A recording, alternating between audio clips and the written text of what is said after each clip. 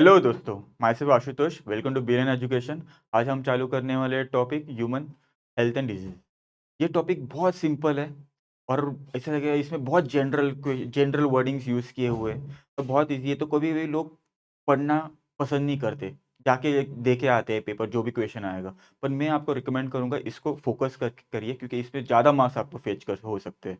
ठीक है, अभी हम स्टार्टिंग करने वाले हैं। कुछ डेफिनेशन है आपके टेक्स्ट बुक में। डेफिनेशन बहुत जनरल टर्म्स है, पर कुछ स्पेसिफिक टर्म्स उसमें आनी चाहिए, क्योंकि एग्जामिनर कुछ की वर्ड्स देखने वाला है इस एक डेफिनेशंस में। ठीक है, तो हम पहले पहले कुछ डेफिनेशंस देख लेते हैं। ओके, इसके लिए मैं एक नया स्लाइड ऐड कर देता हूँ। Definition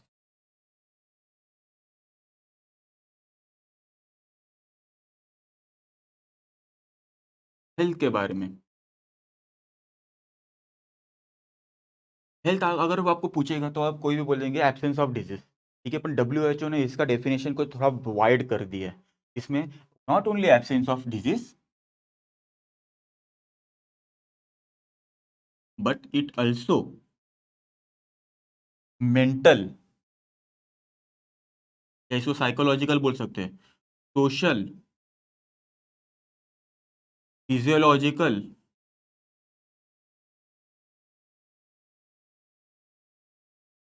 and physical wellbeing.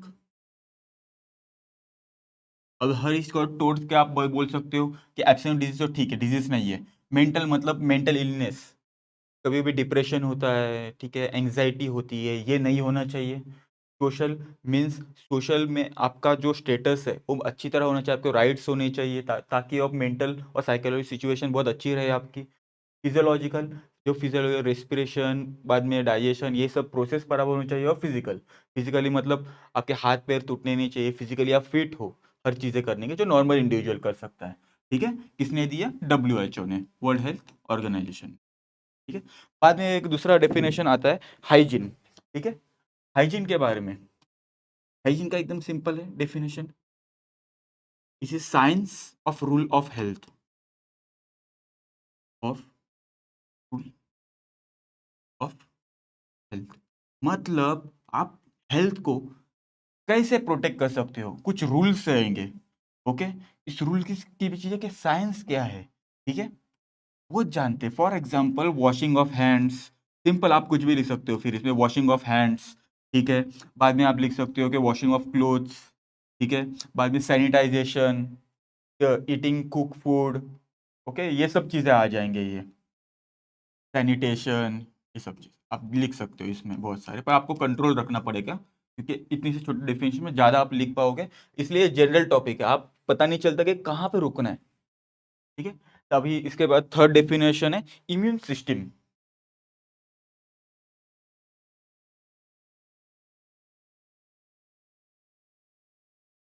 इस वर्ड में ही डेफिनेशन है, क्योंकि ये एक सिस्टम है। ठीक है, सिस्टम विच प्रिवेंट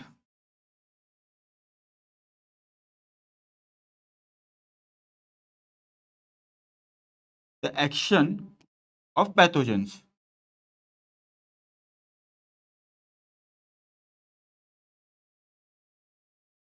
कोई भी एक सिस्टम है अपने बॉडी के अंदर जो पैथोजन के एक्शंस है, हार्मफुल एक्शंस है, उसको प्रिवेंट कर देता है। ठीक है, उसको रोक देता है। तो ये सिस्टम है दोस्तों। ओके, याद रखो, ये वर्ड आना चाहिए। और नेक्स्ट क्या डेफिनेशन है? Next definition resistance.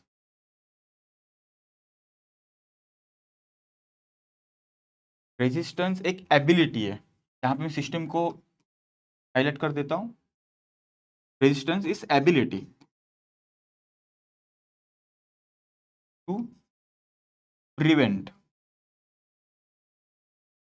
The action, या हार्मफुल एक्शन लिख सकते हो, ऑफ पैथोजेंस। ओके, तो इसमें कीवर्ड क्या है? It is ability. Ability of what? Body. ठीक है, चलो यहाँ पे बॉडी लिख देता हूँ, बॉडी। ठीक है, अभी लास्ट डेफिनेशन है इसका, इम्यूनिटी।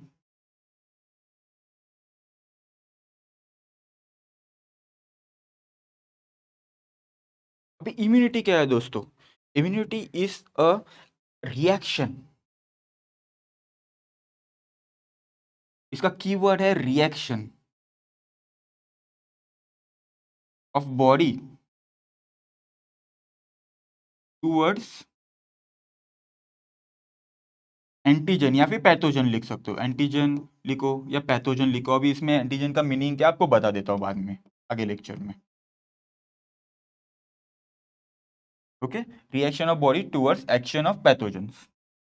तो आपने ये सब देखे, सिस्टम के बारे में देखा, रेजिस्टेंस के बारे में, इम्यूनिटी क्या है, इम्यूनिटी के बारे में देखा। अभी इम्यूनोलॉजी क्या है। अभी जब लॉजी आता है ना कोई भी वर्ड इसके बाजू में, ठीक है, तो means it is a study, means it is study of immune system plus resistance plus immunity. ठीक है, मैं दूसरे पेज में लिख देता हूं।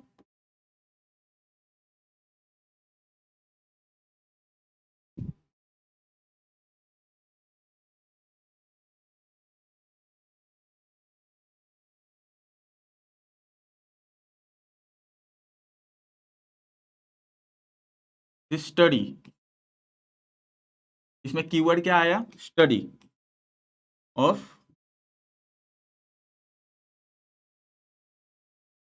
इस तीन चीज के बारे में, इम्यून सिस्टम जिसके बारे में पढ़ा,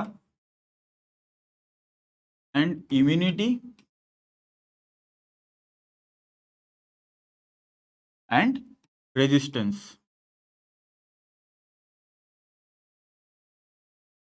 ठीक है, इसके साथ हमारा डेफिनेशंस हो गए।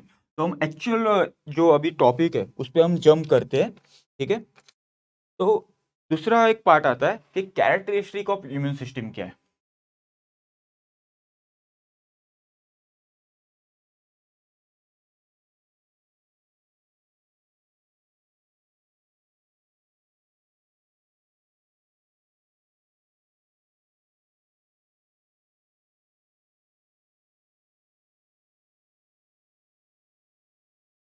फर्स्ट कैरेक्टरिस्टिक हम लिख सकते हैं कि ये सेल बॉर्न हो सकते हैं, या सेल्यूलर हो सकते हैं, या ह्यूमरल भी हो सकते हैं।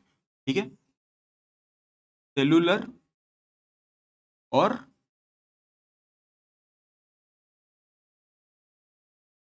ह्यूमरल। ठीक है, सेल्यूलर का मतलब क्या होता है, कुछ सेल्स होते हैं वो इम्यून एक्शन दिखाते हैं, मतलब फैगोसाइट्स। ठीक है, आपको लास्ट टाइम बताया था सर्कुलेशन टॉपिक्स में, जो फैगोसाइट्स होते हैं जो एंटीजन या फिर कोई पैथोजन होगा उसको खा डालते हैं, मतलब पूरा उसके ऊपर सर्कमवेल होके, ठीक है, एनगल्फ कर देते हैं अंदर और उसका डाइजेशन कर देते हैं। तो वो सब सेल्यूलर में आ जाएगा। और ह्यूमरल मतलब क्या, ह्यूमर मतलब क्या है, इसमें ह्यूमर मतलब ये नहीं हंसना। ठीक है, ह्यूमर मतलब जो भी बॉडी फ्लूइड है, ब्लड हो, लिम्फ हो, ठीक है, उससे रिलेटेड जो भी है। फॉर एग्जांपल जो लिम्फोसाइट्स, ठीक है, जो एंटीबॉडीज प्रोड्यूस करते हैं, एंटीबॉडीज एक प्रोटीन होता है और उसका काम हो गया। ठीक है, जो करना है वो क्या करेगा, एंटीबॉडीज करेंगे फिर काम। एंटीबॉडीज एंटीजन के ऊपर चले जाएंगे, ठीक है, उनको अटैक करवाएंगे, ठीक है, ये सब करेंगे। तो वो सब चीज आएगा ह्यूमरल। इसमें सेल्स डायरेक्ट काम नहीं करते पर एंटीबॉडीज सिक्रेट करके काम करते हैं। ठीक है, ये हो गया। तो दूसरा है कि ये स्पेसिफिक हो सकते हैं या नॉन स्पेसिफिक भी हो सकते हैं।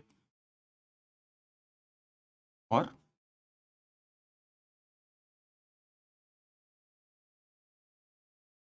देखो, जो सेलुलर है, ठीक है, सेलुलर जो फैगोसाइट्स है वो देखता नहीं कि एंटीजन कौन सा है, वायरस है, बैक्टीरिया है कि क्या है। ठीक है, या फॉरेन बॉडी है या टॉक्सिन्स है, उनको फैगोसाइटिस हो जाता है, उसका उसको एनगल्फ कर लेता है।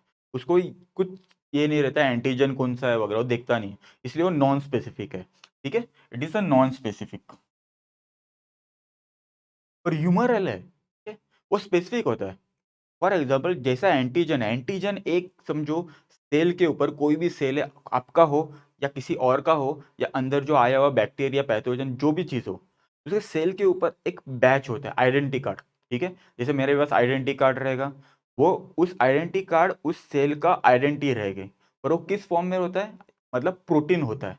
प्रोटीन मतलब क्या, चेन ऑफ अमाइनो एसिड। ठीक है, तो उस एंटीजन स्पेसिफिक ही एक एंटीबॉडीज क्रिएट करवाएगा। ठीक है, कोई अगर समझो एंटीजन चेंज हुआ ABC, तो उसके लिए एंटीजन समझो ABC ही बनाएगा। ठीक है, अगर दूसरा एक एंटीजन आ गया EFG, ठीक है, तो उसको एबीसी काम नहीं करेगा, तो उसको नया एंटीबॉडीज बनाना पड़ेगा। ठीक है, EFG ऐसा समझ लीजिए। ठीक है, ऐसा ये सिंपल नहीं होता, अमीनो एसिड की चेन रहती है उसके ऊपर रहता है। ठीक है, ये खाली बताने के लिए बोला, तो ये ह्यूमरल स्पेसिफिक होता है। ओके, एक कैरेक्टरिस्टिक क्या है इसका? ठीक है, ये डिस्टिंग्विश भी करता है of self and foreign bodies. ठीक है, डिस्टिंग्विश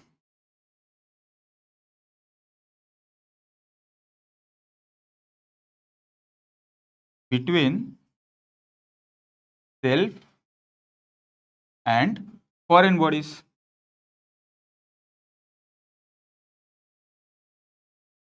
ठीक है, अभी देखो, आपके खुद के सेल्स है, आपके ब्लड में WBCs भी है। ठीक है, वो आपके खुद के सेल्स को नहीं मारेगा, क्योंकि उनके पास आइडेंटिटी कार्ड है, मतलब एंटीजन है। वो देखेगा, हाँ चेक करेगा, हाँ ये अपना ही बंदा है, ठीक है, इसको कुछ अटैक नहीं करने का। पर गलती से किसी और का सेल आ गया, ठीक है, तो इसका और का ट्रांसफ्यूजन या फिर ऑर्गन ट्रांसप्लांट किया without any checking, blood group क्या है, ये सब चीज़ें, एंटीजन एंटीबॉडीज क्या है। ठीक है, या फिर कोई पैथोजन आ गया, बैक्टीरिया आ गया, तो WBC वगैरह सब लिम्फोसाइट क्या करेंगे, उसका आइडेंटिटी चेक करेंगे, देखेंगे अपना बंदा नहीं है, फिर इसको मारो, ये करेंगे। मतलब ये डिस्क्रिमिनेशन होता है। ठीक है, इसमें is distinguish between self and foreign body. ठीक है, या फिर डिस्क्रिमिनेशन लिख सकते हैं।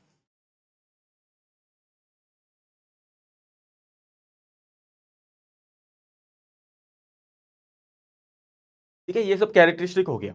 ओके, हमने डेफिनेशन लिखे और में कैरेक्टरिस्टिक देखे। ठीक है, इम्यून सिस्टम के। अभी देखते हैं टाइप्स ऑफ इम्यूनिटी। देखो, ये डायग्राम है टाइप्स ऑफ इम्यूनिटी के बारे में, शायद ये व्हाइट कलर में है तो आपको शायद दिखेगा नहीं, तो यही पार्ट में मैं अपने हिसाब से मैं उसको बाइफरकेट करके बताता हूँ अलग स्लाइड में।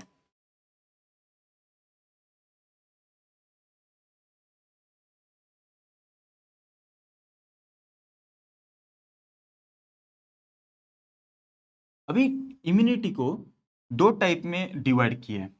ठीक है, दो टाइप। अभी पहला टाइप क्या होगा? Innate immunity.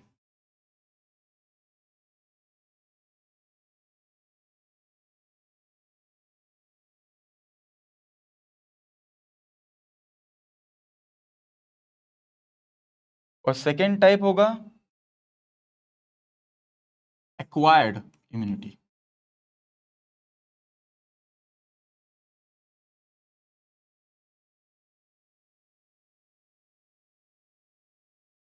ठीक है, और हर अभी ये दोनों के क्या डिफरेंस है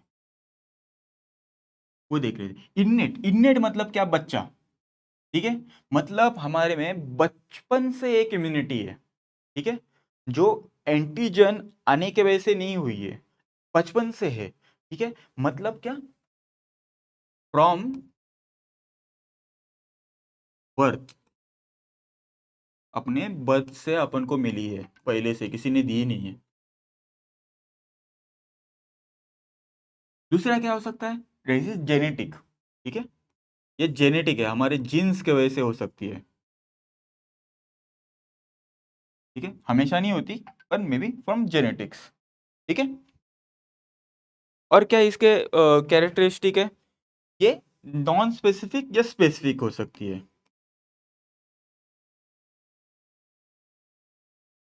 और स्पेसिफिक हो सकती है।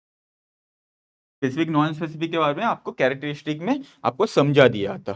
ठीक है, और वैसे एक्वायर्ड इम्यूनिटी का कैसा है? पूरा उल्टा हो जाएगा। ठीक है, ये देखो, not from birth but from foreign antigens.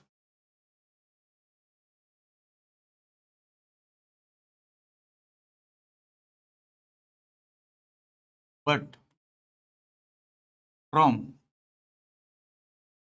या ड्यू टू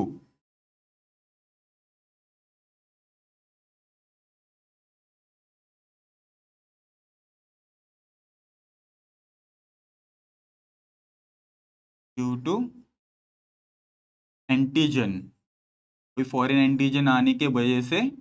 ठीक है, ये एक्वायर्ड इम्यूनिटी हमें मिलती है। समझो हमारे पास हमारे ब्लड में कोविड ही पकड़ लो, कोविड हो गया, ठीक है, तो बोलते हैं ना कि कोविड के लिए हमारे बॉडी में एंटीबॉडीज बन चुके हैं जो कोविड को अभी मार सकते हैं। अभी एक बार आपको फिर से कोविड हो गया, ठीक है, तो इतना इतना बुरा टाइम नहीं हो जाएगा, मतलब इतना जोर से खांसी आना इतना नहीं होगा, स्मॉल फीवर आके चला जाएगा। ये क्योंकि पहले से ही वो एंटीजन को ये आइडेंटिफाई कर लिया आपके बॉडी ने, ठीक है। ये जेनेटिक, नॉन जेनेटिक, ये जेनेटिक के ऊपर नहीं है। ये बर्थ के बाद आप में कैसे एंटीजन आते हैं, कौन से एंटीजन एनकाउंटर करता है आपका बॉडी, उसके ऊपर रहता है, ठीक है। स्पेसिफिक या और ये नॉन स्पेसिफिक रहता है, पर ये स्पेसिफिक होता है। अभी हम देखेंगे इन्नेट इम्यूनिटी के कुछ पार्ट्स है, एक्वायर्ड इम्यूनिटी के कुछ पार्ट्स है, मतलब टाइप्स है, ठीक है, वो देखेंगे। पहले हम देखते हैं इन्नेट इम्यूनिटी के क्या क्या पार्ट्स है।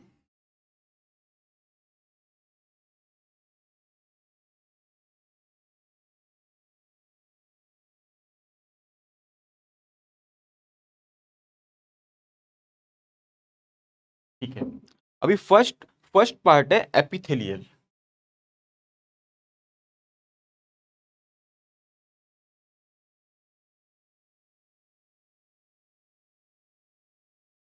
एपिथेलियल टिश्यू बोल सकते हैं या फिर सरफेस, ठीक है।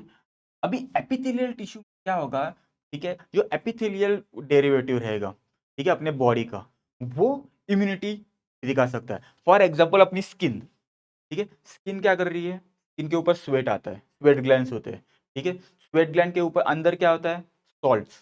तो सॉल्टी एनवायरनमेंट में बैक्टीरिया या फंगस सर्वाइव नहीं कर पाते, ठीक है। तो हम क्या क्या एग्जांपल दे सकते हैं, स्किन, ठीक है, इसका स्वेट, क्यों, क्योंकि सॉल्ट होता है, ठीक है। दूसरा क्या दे सकते हैं, सीबम। सीबम तो अपना सीबेशियस ग्लैंड, जो आपके नाक के ऊपर यहाँ पे चेहरे पे एकदम ऑयली ऑयली सिक्रीशन आता है, उसको सीबम बोलते हैं। उसमें भी anti bacteria anti fungal agents होते हैं, ठीक है, वो हो गया। बाद में हेयर्स, ठीक है, इन नसल कैविटी, ये क्या करती है, डस्ट को ट्रैप कर देती है, ठीक है। और दूसरा क्या आएगा, mucus gland in throat and trachea. ये क्या करेंगे, बैक्टीरिया वायरस जो भी है या डस्ट पार्टिकल जो है उसको ट्रैप करके रखेंगे, ऊपर भेजेंगे, और आप कफ के थ्रू बाद में आप थूक देते हो बाहर, वो चीज़ कर सकते हैं, ठीक है। और क्या क्या आ सकता है इसमें, स्वेट हो गया, ये हो गया, ठीक है। बाद में अपना आपका लैक्रिमल ग्लैंड भी आ सकता है, जो आंखों के पास रहता है, जो उसका सिक्रेशन, आप टीयर ग्लैंड, जो टीयर्स आते हैं आपके, उसमें भी anti anti bacterial anti fungal agents है, जिसकी वजह से आपके आँख जो इन्फेक्शन से बच जाते हैं, लैक्रिमल सिक्रेशन। ऐसे बहुत सारे हैं, ठीक है। ये हुआ एपिथेलियल, एपिथेलियल टिश्यू या एपिथेलियल सरफेस के बारे में, ठीक है।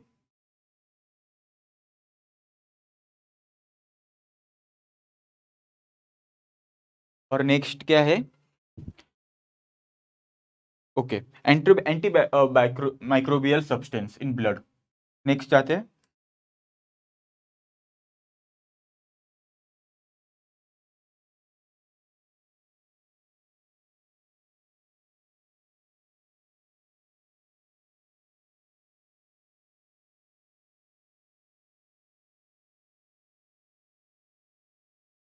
ठीक है। कुछ एंटी माइक्रोबियल सब्सटेंस होते हैं अपने ब्लड में, जैसे कॉम्प्लीमेंट्री प्रोटीन्स,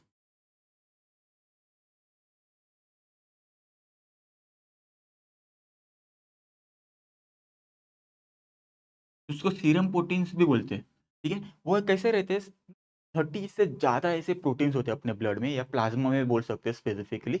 वो क्या करते हैं, जो अपने टी लिम्फोसाइट या बी लिम्फोसाइट्स होते हैं, उनके एक्शन को एनहांस कर देते हैं। या फिर कभी एंटीबॉडीज एंटीजन के ऊपर अगर ट्रैप किया, तो कॉम्प्लीमेंट्री सिस्टम वहां पे जाके फैगोसाइट को बुलाता है, देखो देखो पकड़ा गया है, आओ आओ उसको खाने के लिए। तो ये भी काम करते हैं, ठीक है, complementary proteins in serum. Next है, नेक्स्ट इसी में है छोटा सा, ठीक है, वो है इंटरफेरॉन्स।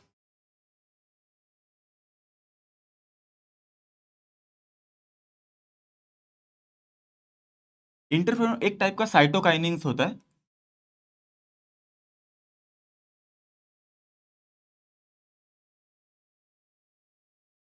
ठीक है, एक टाइप साइटोकाइनिन्स होता है।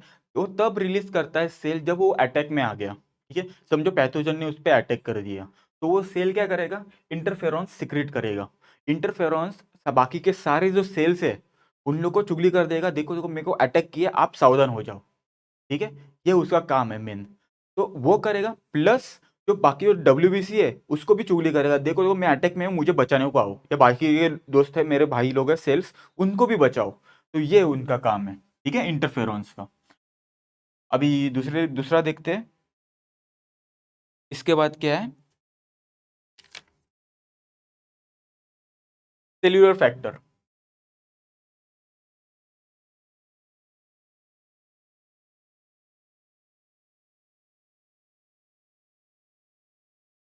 सेल्यूलर फैक्टर देखो, आपको मैं सेल्यूलर इम्यूनिटी के बारे में बताया। सेल्यूलर इम्यूनिटी में क्या आएंगे, फेगोसाइट, ठीक है, जो न्यूट्रोफिल भी हो सकते हैं या मैक्रोफेजेस भी हो सकते हैं या डेंड्रिटिक सेल या किलर सेल्स, ठीक है, बहुत सारे हो सकते हैं। वो क्या करेंगे समझिए, फेगोसाइट्स, ये कोई तो एक पैथोजन है या फिर एंटीजन है, ये आ जाएंगे ऐसे, उसको एनगल्फ कर देंगे, ठीक है, उसको अंदर ले लेंगे और डाइजेस्ट करना चालू कर देंगे। इसको बोलते हैं फैगोसाइटोसिस। देयरफॉर सेलुलर फैक्टर्स, मतलब cellular factors are responsible phagocytosis of any foreign antigens, ठीक है, समझ में आया। अभी नेक्स्ट देखते हैं, सॉरी,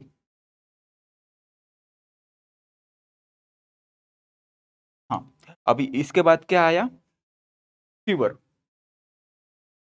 आपने देखा होगा जब आप बुखार होते हो, आपका टेम्परेचर बढ़ जाता है, ठीक है, कभी कभी 104 तक या 107 तक चले जाता है, जो नॉर्मल फ़ारेनहाइट की बात कर रहा हूँ।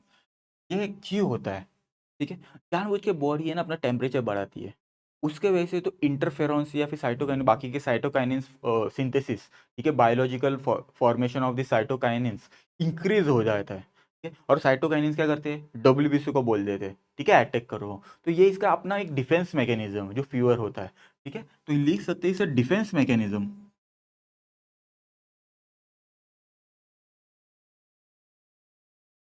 ओके,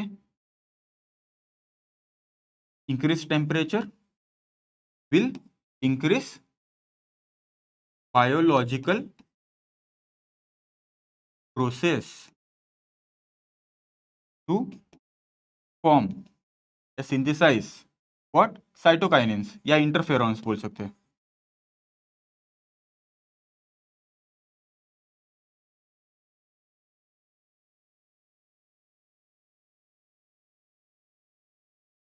ये हो गए। और एक लास्ट है, छोटा सा ही है, और इसका ज़्यादा इंपॉर्टेंस नहीं, फिर भी आप लिख लो, ये एक्यूट फेस प्रोटीन्स होते हैं। उसका ज़्यादा डिटेल नहीं बोला है कि वो भी एक प्रोटीन्स ही होते हैं, अपने प्लाज्मा प्रोटीन में रहते हैं। वो अपनी जो इम्यून सिस्टम है, चाहे वो लिम्फोसाइट्स की हो या फैगोसाइट्स की हो, उसको बढ़ा देता है,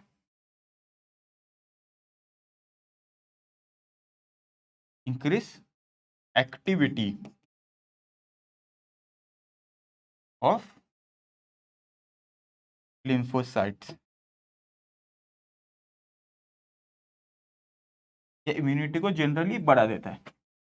तो ये हो गया आपका इनेट इम्यूनिटी के सब टाइप्स। अभी हम चलते हैं एक्वायर्ड इम्यूनिटी के पास।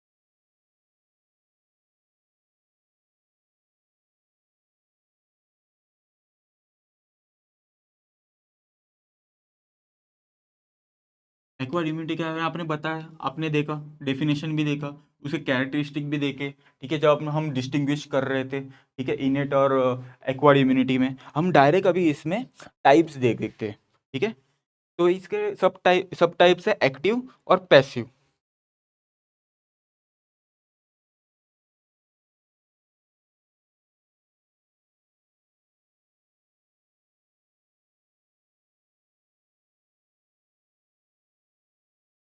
पहले जनरली इसके डेफिनेशन देख लेता हूँ, ठीक है। एक्टिव मतलब क्या, हमारी बॉडी किसी एंटीजन से मिली, ठीक है, एनकाउंटर किया, उस एंटीजन के हिसाब से एंटीबॉडीज बनाई, ठीक है।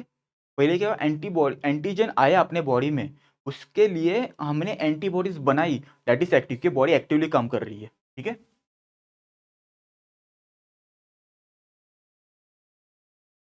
रिस्पॉन्स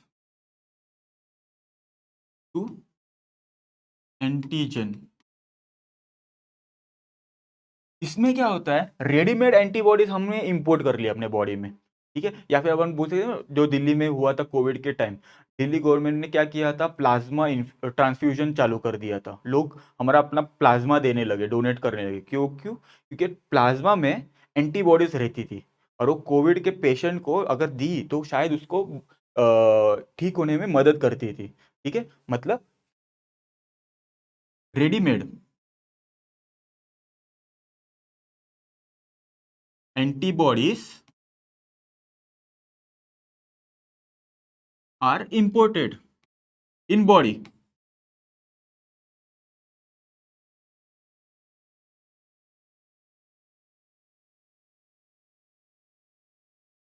ठीक है।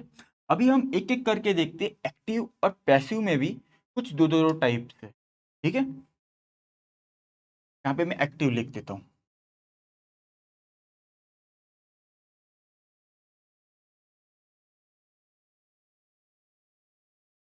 ठीक है। एक्टिव में फर्स्ट फर्स्ट टाइप क्या है, नेचुरल एक्वायर्ड, नेचुरल, आपको पूरा वर्ड लिखना पड़ेगा, नेचुरल है। एक्वायर्ड इम्यूनिटी के बारे में बोल रहा हूँ कि एक्वायर्ड है, एक्टिव है, इम्यूनिटी, इतना बड़ा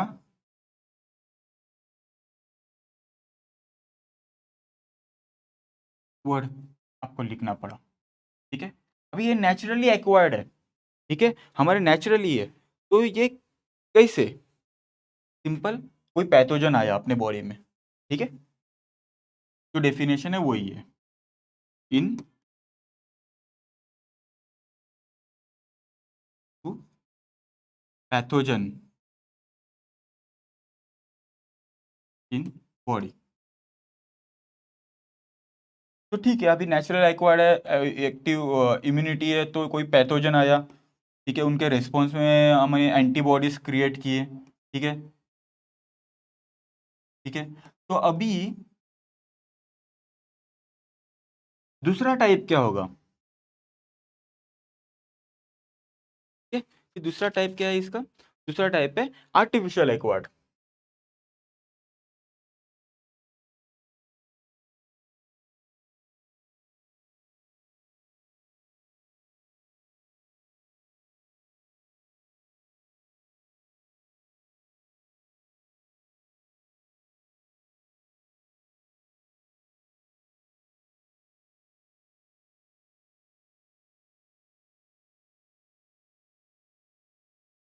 इतना ही पार्ट है, उसके आगे में आर्टिफिशियल ऐसा वर्ड रख दिया। अभी इसमें क्या होता है, बॉडी वैसे एंटीबॉडीज बनाता है, ठीक है, पर हमें वैक्सीनेशन के द्वारा, वैक्सीन क्या होती है, एटीन्यूटेड कल्चर ऑफ माइक्रोब्स, एटीन्यूटेड मतलब डेड, या फिर उसके वायरुलेंस, उसका जो एक्टिविटी है स्प्रेड करने का, वो कम किया जाता है, या कभी भी डेड वायरस भी डाला जाता है, ये वायरस का ऊपर का कवरिंग ही डाला जाता है बस। तो क्या हो गया, वो भी एक वायरस ही है, ठीक है, पर वो मरा हुआ है, ठीक है, मरा मरा हुआ मतलब इनएक्टिव फॉर्म में, उसका एक्टिविटी बहुत डिक्रीज्ड है। तो अगर वो पार्टिकल्स अपने बॉडी में आए तो हमारी इम्यून सिस्टम क्या करती है, उसको रीड करती है, उसके एंटीजन को, उसको एंटीजन को रीड करने के बाद उसी के लिए एक नई एंटीबॉडीज क्रिएट करती है, ठीक है। अभी देखो, पैथोजन आया, ठीक है, एक्टिव पैथोजन इसमें, पर इसमें एक्टिव पैथोजन है नहीं है, inactive pathogen is nothing but vaccines, मतलब इम्यूनिटी एंटीबॉडीज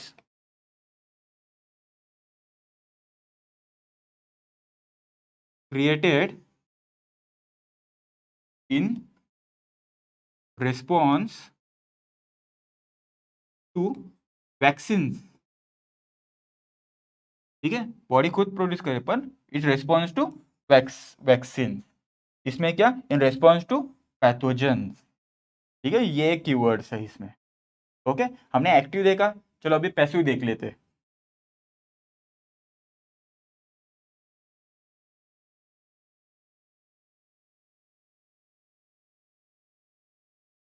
ओके,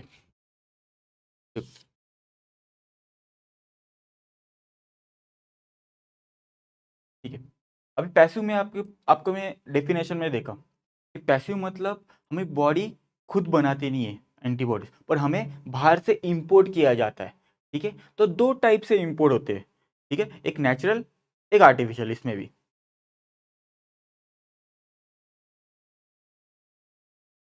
नेचुरल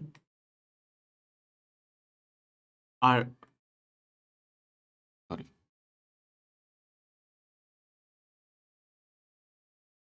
इसका पार्ट है एक्वायर्ड, ठीक है,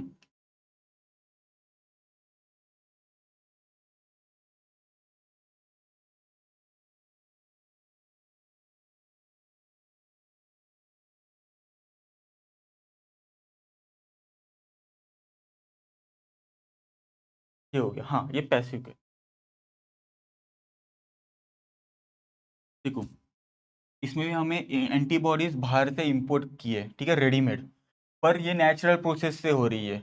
अभी नेचुरल प्रोसेस क्या क्या हो सकते हैं, आपको मैंने रिप्रोडक्शन टॉपिक में पढ़ाया था, प्लासेंटा थ्रू बेबी में एंटीबॉडीज आते हैं, ठीक है, कौन से वाले, Ig G, via placenta to fetus, तो ये नेचुरल प्रोसेस है, एक्वायर्ड है, पैसिव है क्योंकि फीटस खुद अपना इम्यूनिटी बना नहीं रहा है, और इम्यूनिटी है, ठीक है, ये हो गया।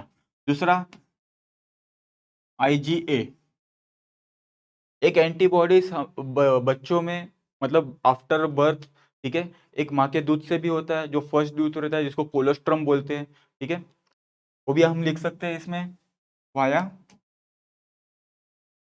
Colostrum to baby. आया नेचुरल एक्वायर्ड पैसिव इम्यूनिटी। अभी आर्टिफिशियल,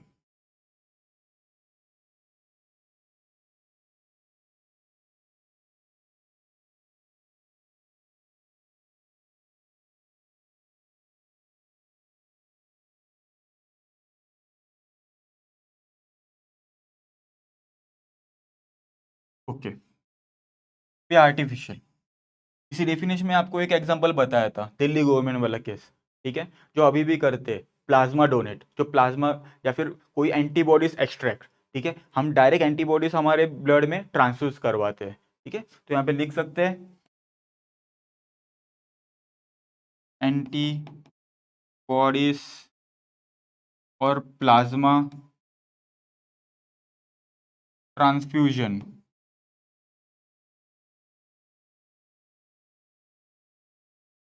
क्योंकि ये आर्टिफिशियली की है, कोई नेचुरल प्रोसेस नहीं है ऐसा ट्रांसफ्यूजन करवाना। ये तो हमने टाइप्स देख लिए इम्यूनिटी के, नेचुरल और आर्टिफिशियल भी देख लिए, मतलब पैसिव और एक्टिव के भी देख लिए। ओके, तो आगे बढ़ते हैं, आगे देखते हैं क्या है।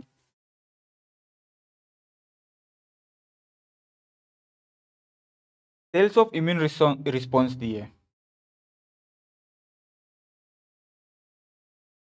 छोटा सा टॉपिक है, सेल्स ऑफ इम्यून रेस्पॉन्स। तो कौन से सेल्स हैं, टाइप्स ऑफ सेल्स बता रहा हूँ, जो इम्यून रिस्पॉन्स में काम करते हैं। एक तो आपको पता है कि सेलुलर अपने लिम्फोसाइट्स होते हैं, ठीक है, दूसरे है एंटीजन प्रेजेंटिंग सेल्स,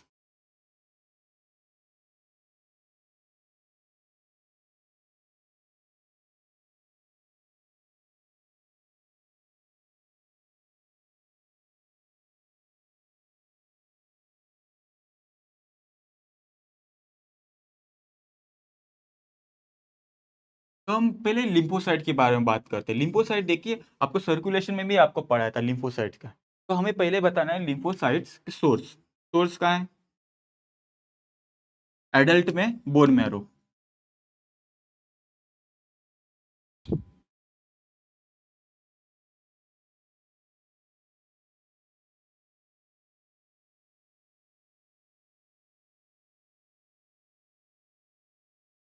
या बोन मैरो लिखो, मेरी गलती से मैरो पहले लिख दी, ठीक है। और फीटस में कौन से है? क्लीन हो सकती है, लीवर कर देता है, ठीक है। लिम्फ नोड्स भी होते हैं, योक सैक भी होते हैं, बहुत सारे चीज़ होते हैं, ठीक है। ये सब चीज़ें हैं। और भी है अपने बॉडी में टॉन्सिल्स या लिम्फ नोड्स, ये भी आप सोर्स में लिख सकते हो। ओके, तो ये है लिम्फोसाइट्स, ठीक है। और फिर इसमें क्या बोलते हैं, और क्या लिख सकते हैं इसके टाइप्स?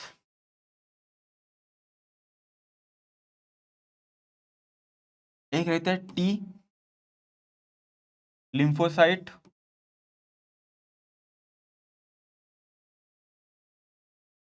और रहता है B lymphocyte. T stand for thymus, के स्टार्टिंग में थाइमस ग्लैंड रहता है, ठीक है। अब न्यू बॉर्न रहते हैं या फिर बड़े होते होते इधर ही थाइमस ग्लैंड रहता है, वो अपने आप धीरे धीरे गायब हो जाता है। बाकी के बाद में टी सेल्स का अपने बोन मैरो से सिक्रेट होना चालू हो जाते हैं।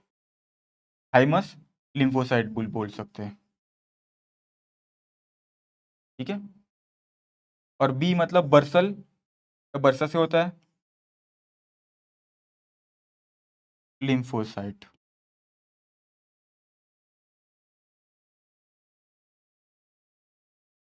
ठीक है। ये सब टाइप्स है।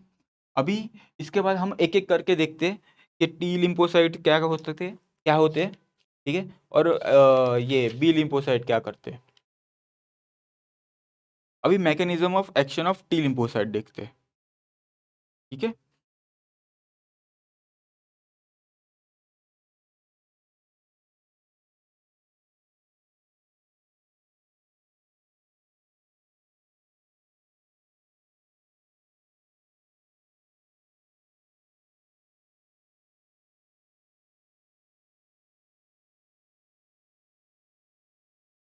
देखो, पहला क्या हो गया, एंटीजन से मिल गया टी लिम्फोसाइट, एंटीजन को देख लिया, एनकाउंटर किया, ठीक है। एनकाउंटर एंटीजन, ठीक है। इसके एनकाउंटर से इम्यूनिटी रिस्पॉन्स चालू हो जाता है, इसका टी लिम्फोसाइट्स का, ठीक है। फिर क्या करेगा, ये टी लिम्फोसाइट अपने खुद के क्लोन बनाना चालू कर देगा, ठीक है। Sorry, by mitosis. जब माइटोसिस करेगा तो 4 नए सेल्स बनाएगा। क्लोन्स रहेंगे, सेम जैसे दिखेंगे, पर उनके फंक्शंस अलग होंगे, ठीक है। 4 क्लोन्स सेल्स, यू कहो भाई भाई है, 4 भाई है, ठीक है। क्लोन सेल्स बनाएंगे बाय माइटोसिस।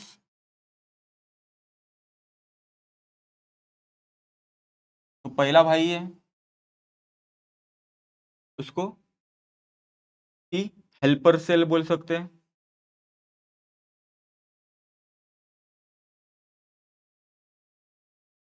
हर एक के मैं रोल बताऊंगा कि हर भाई क्या क्या करता है, ठीक है। बाद में किलर टी सेल,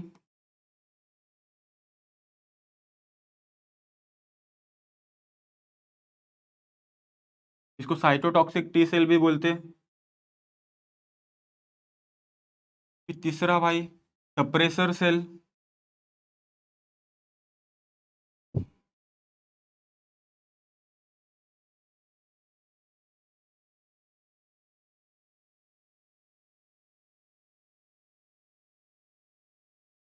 लास्ट वाला भाई मेमोरी टी सेल।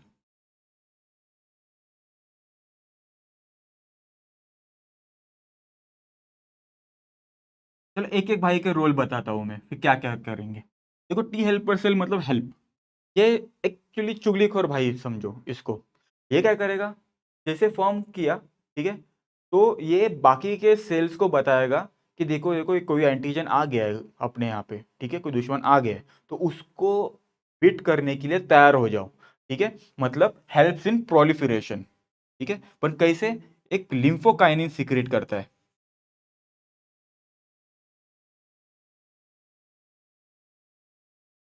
एक टाइप का प्रोटीन होता है, ठीक है, तो ये क्या करेगा, increase proliferation of other clones, मतलब दूसरे भाइयों का सिंथेसिस और बढ़ाएगा, किससे, फादर से, कौन है फादर मदर, इनके टी लिम्फोसाइट।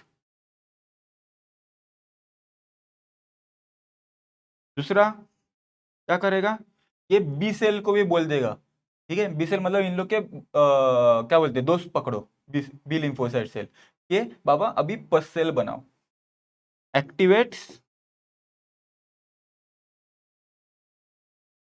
बी लिम्फोसाइट,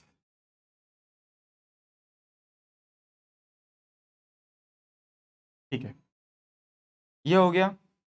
अभी देखो किलर सेल, हर भाई में से एक एक भाई रहता है, झगड़ालू रहता है, ठीक है, मारा मारी करता रहता है, वैसा ही एक भाई किलर सेल है, वो क्या करेगा, उसके पास एक क्या बोलते हैं छुरी वगैरह हो जाती है, हमेशा रहती है, कौन से छुरी छुरी रहती है, हथियार रहते हैं, साइटोटॉक्सिन्स और कोर बनाने वाली प्रोटीन्स, इसका नाम मैं भूल गया, एक मिनट, इसको बोलते हैं परफोरेंस,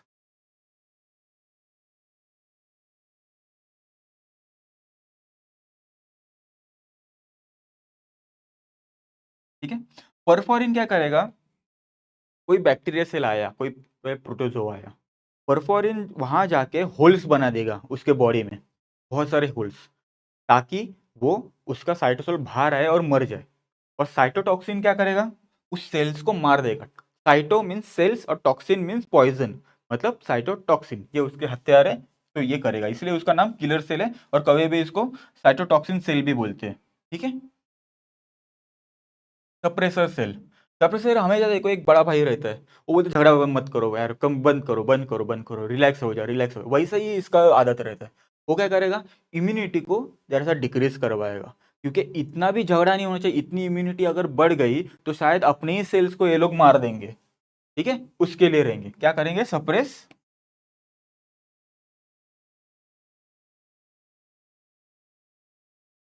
over activeness of immune response,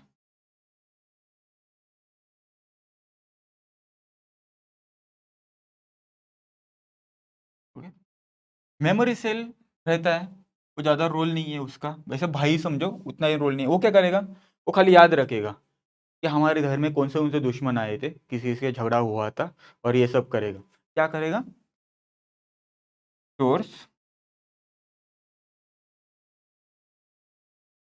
memory of antigen,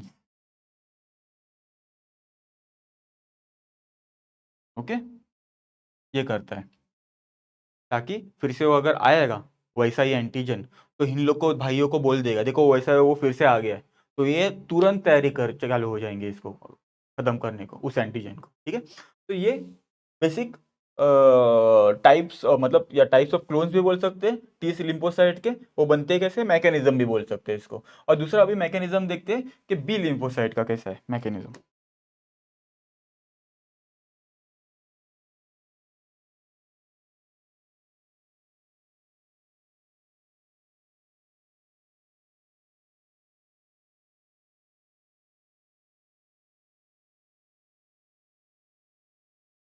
ठीक है, अभी बी लिम्फोसाइट कैसे एक्ट करेगा, सेम वैसा ही, जब बी लिम्फोसाइट क्या करेगा, एंटीजन के साथ आएगा, ठीक है, और हेल्पर बी सेल जो आपको बताया था दूसरा भाई है, वो भी उसको बताएगा, ठीक है, जो चुगलीखोर वाला भाई था टी टी से लिम्फोसाइट्स में से, ठीक है, तो वो बताएगा, ठीक है, वो क्या करेंगे,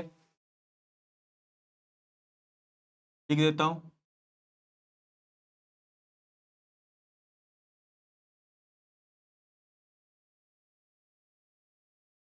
इनकाउंटर एंटीजन।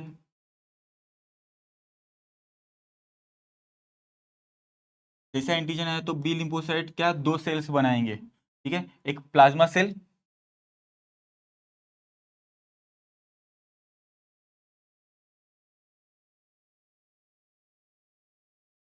डिवाइड्स फॉर्म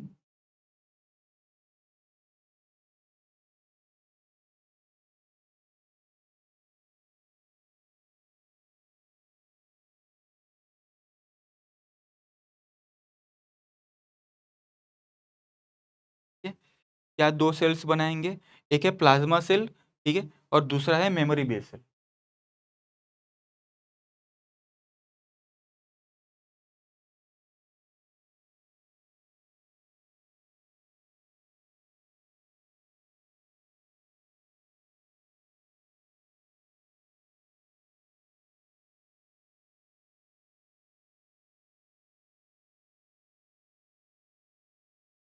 ठीक है,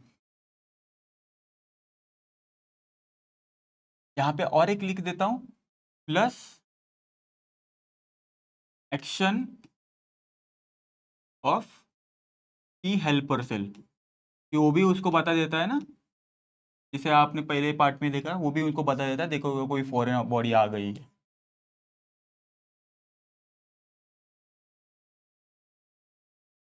अभी ये प्लाज्मा सेल है, वो एंटीबॉडीज को सिक्रेट करना चालू कर देंगे, ठीक है।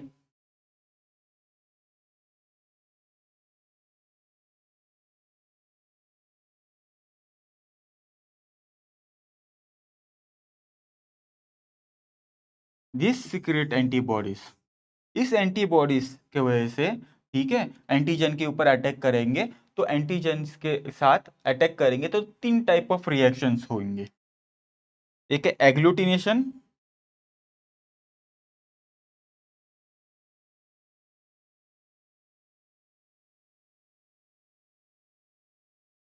तीसरा ऑप्सोनाइजेशन,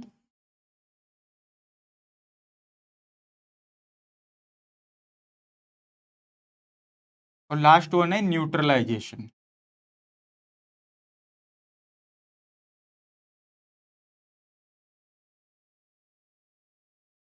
ठीक है, एग्लूटिनेशन मतलब ये देखो कि कोई क्लम बन गया, ठीक है, एक कोई है उसके आगे आगे पीछे वो गर्दी बन के एक क्लम बन गया, उसको एग्लूटिनेशन। फॉर एग्जांपल कोई एक सी फॉरेन बॉडी है, ठीक है, उसके अराउंड ये बहुत सारे बॉडी है, उसको एंटीजन पकड़ो, तो बहुत सारे एंटीजन आएंगे, एंटीबॉडीज आएंगे उसके यहाँ पे, ठीक है? उसके यहाँ पे ऐसे एंटीबॉडीज आएंगे, बहुत सारे उसको कवर कर लेंगे, तो और क्या होगा, ये एग्लूटिनेशन चालू होगा। एक बार एग्लूटिनेशन चालू हो गया तो फैगोसाइड बाद में आएंगे, उस एग्लूटिनेट जो क्लम्प है उसको खाएगा, खा डालेगा बाय फैगोसाइटोसिस एनगल्फिंग इट, ठीक है।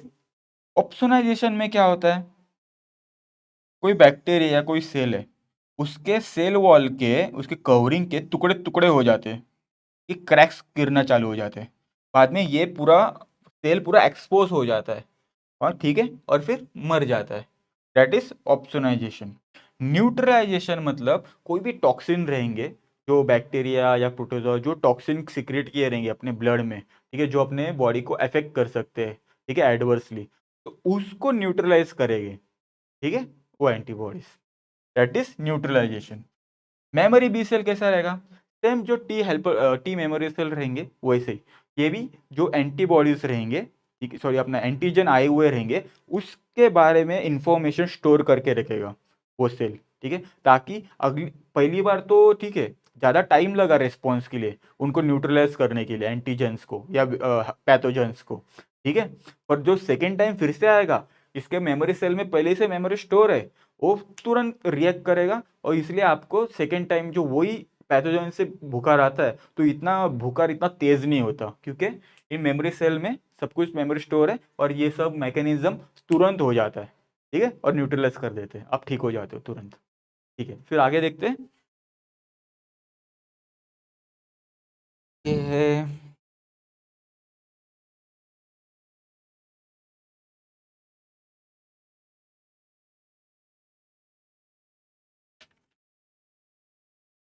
हाँ, एक नेक्स्ट हमारा एंटीजन प्रेजेंटिंग सेल, वो तो रह गया था, ठीक है। हमें अब तक सेल्यूलर इम्यूनिटी के बारे में बताया, ठीक है। अभी एंटीजन दूसरा एक सेल से, ठीक है, उसको बोलते हैं एंटीजन प्रेजेंटिंग सेल, वो भी देख लेते हैं।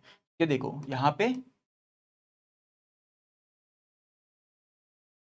हाँ, एंटीजन एंटीजन प्रेजेंटिंग सेल। अब तक हम लोगों ने लिम्फोसाइट के बारे में बात की, ठीक है। अभी एंटीजन प्रेजेंटिंग सेल, ये यहाँ पे ही बता देता हूँ मैं। ये क्या होते हैं, एक टाइप ऑफ सेल्स होते हैं, ठीक है।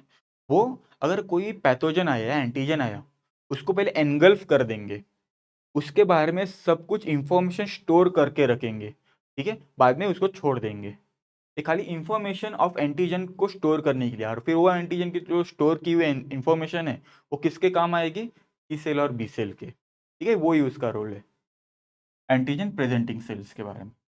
ओके, अभी एक छोटा सा पार्ट है वैक्सीनेशन।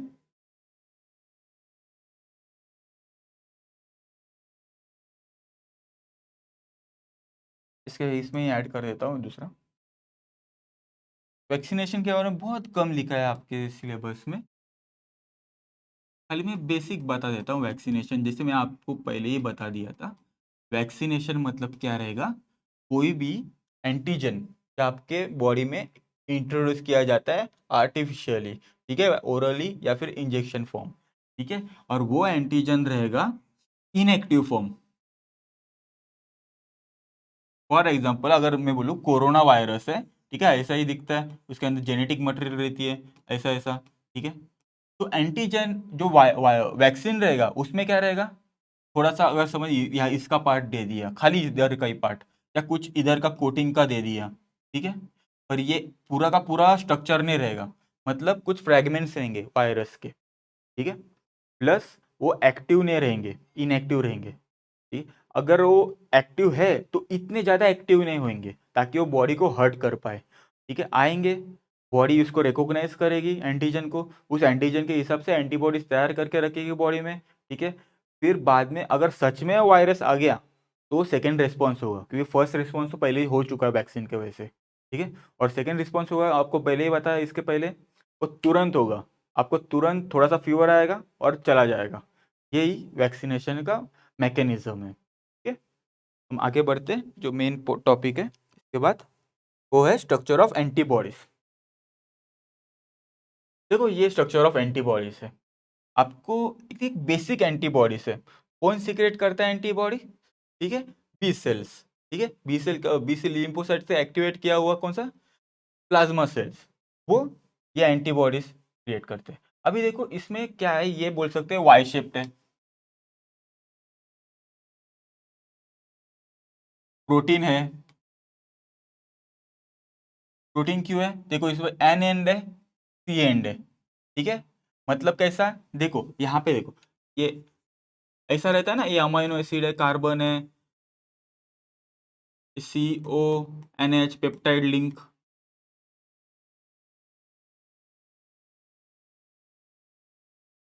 यहाँ पे कार्बोक्सिल ग्रुप रहेगा, ठीक है। मतलब यहाँ पे ये हुआ सी एंड, यहाँ पे एन एच टू है, ठीक है, मतलब ये एन एंड, वैसा ही है, यहाँ पे एन एंड है, ठीक है, यहाँ पे सी एंड है।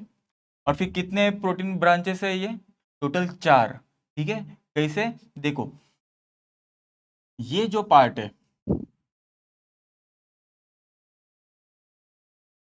ये पार्ट है, और जो ये पार्ट है, ठीक है, इधर के अमाइनो एसिड चेंज हो सकते हैं डिपेंडिंग ऑन विच एंटीजन इस वो, जिस जिस एंटीजन के लिए हमें एंटीबॉडीज बनाना है। पर ये जो पार्ट है, ये पूरा, ठीक है, ऐसे ही उधर, ठीक है, वो कॉमन है, इसको कांस्टेंट चेन बोलते हैं। और जो इसके अमाइनो एसिड के जो सीक्वेंस है वो चेंज होती रहती है depending on which antigen have to be acted upon, ठीक है, उसको बोलते हैं वेरिएबल चेन, ठीक है। तो कितना हुआ, it is a tetramer. Tetra मतलब ये 4 प्रोटीन, 4 पॉलीपेप्टाइड से बना हुआ है। तो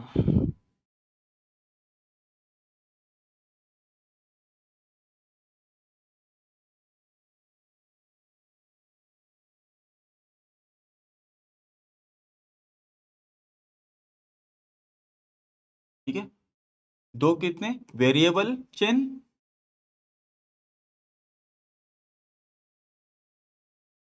और दो कांस्टेंट चेन, जिसके जो सीक्वेंस है अमीनो एसिड के सेम ही रहेंगे, चेंज नहीं होंगे। ठीक है, और जगह जगह ये डाइसल्फाइड ब्रिज रहती है। ठीक है, क्यों? क्योंकि यहाँ पे सिस्टीन रहेगा, यहाँ पे जो अमीनो एसिड बताया उसके पास सल्फर एस एच ग्रुप रहेगा, इसको मरकैप्टा बोलते हैं। तो इसका एसएच मिलके एक डाइसल्फाइड लिंकेज बनाता है, उसके वजह से वो जो स्ट्रक्चर है उसको स्टेबिलिटी मिलती है, फर्मनेस मिलती है। ठीक है, यहाँ पे लिख सकते हो डाइसल्फाइड लिंकेज।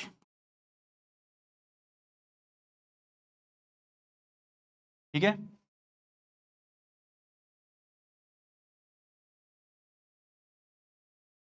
ठीक है, और क्या इसके बारे में बोल सकते हो? ठीक है, कभी कभी ये तो मोनोवैलेंट है। ठीक है, क्योंकि यहाँ पे जो ये देखो एंटीबॉडीज का ये एंड है, ठीक है, वेरिएबल एंड।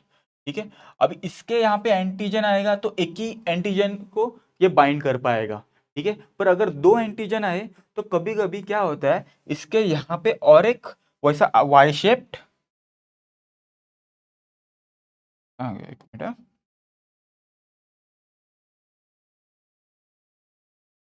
वैसा ऐसा रहता है। मतलब ये एक एंटीजन बाइंडिंग साइट, दूसरा एंटीजन बाइंडिंग साइट। ठीक है, तब ये बाईवैलेंट कहलाता है। ठीक है, कभी भी टेट्रावैलेंट भी होता है, पेंटावैलेंट भी होता है, बहुत सारे वैलेंट आ जाते हैं। ठीक है, इसमें एक ही एंटीबॉडीज बहुत सारे एंटीजन को भी कर सकता है। ठीक है, डिपेंडिंग कितने उसके बाइंडिंग साइट है। ठीक है, और ये जो ये जो बाइंडिंग साइट्स है, ठीक है, उसको बोलते हैं, हमारे इसमें एफ ए बी बोलते थे, एफ ए बी। ठीक है, पर कभी भी इसको पैराटॉप भी बोलते हैं, आपके सिलेबस में पैराटॉप बोला है। ठीक है, तो यहाँ पे लिख देता हूँ,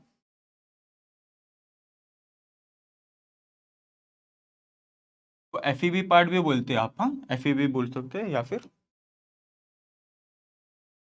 एफ ए बी। यहाँ पे आप टेक्स्ट बुक वाला ही सिलेक्ट करो, जो आपको लिखा है, क्या लिखा है उसमें, पैराटॉप।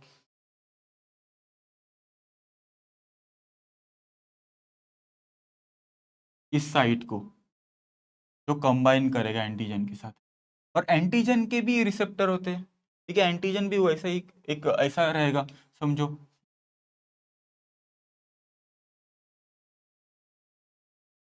इसको बाउंड किया, या एंटीजन है, इस पार्ट को एपिटोप बोलते हैं। क्या बोलेंगे? एपिटोप। ठीक है, बेसिक आपको स्ट्रक्चर बताया एंटीबॉडीज का। ठीक है, और ये बनने के बाद क्या करते हैं, एक लॉक इन की अरेंजमेंट करते हैं। लॉक इन की अरेंजमेंट क्यों बताया? क्योंकि स्पेसिफिक होते, for specific antigen epitope there is a specific antibodies antibodies paratope. ठीक है, इसलिए वो लॉक इन की अरेंजमेंट करते हैं, फिर बाकी के जो फैगोसाइट्स आके उस एंटीजन को खा डालते हैं। ठीक है, ये चीज होता है, तो इसको बोलते हैं एंटीजन एंटीबॉडीज कॉम्प्लेक्स।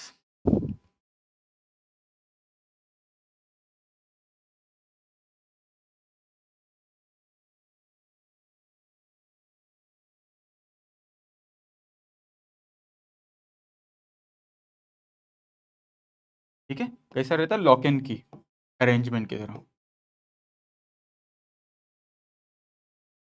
ओके, ठीक है, अभी इसके बाद देखो ब्लड ग्रुप्स रहेंगे अभी।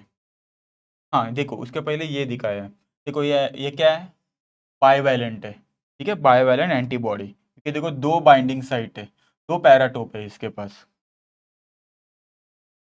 देखो, और ये जो गोले गोले दिख रहे, ये इसके एपिटोप है, किसके, इस वायरस के, जो एंटीजन है।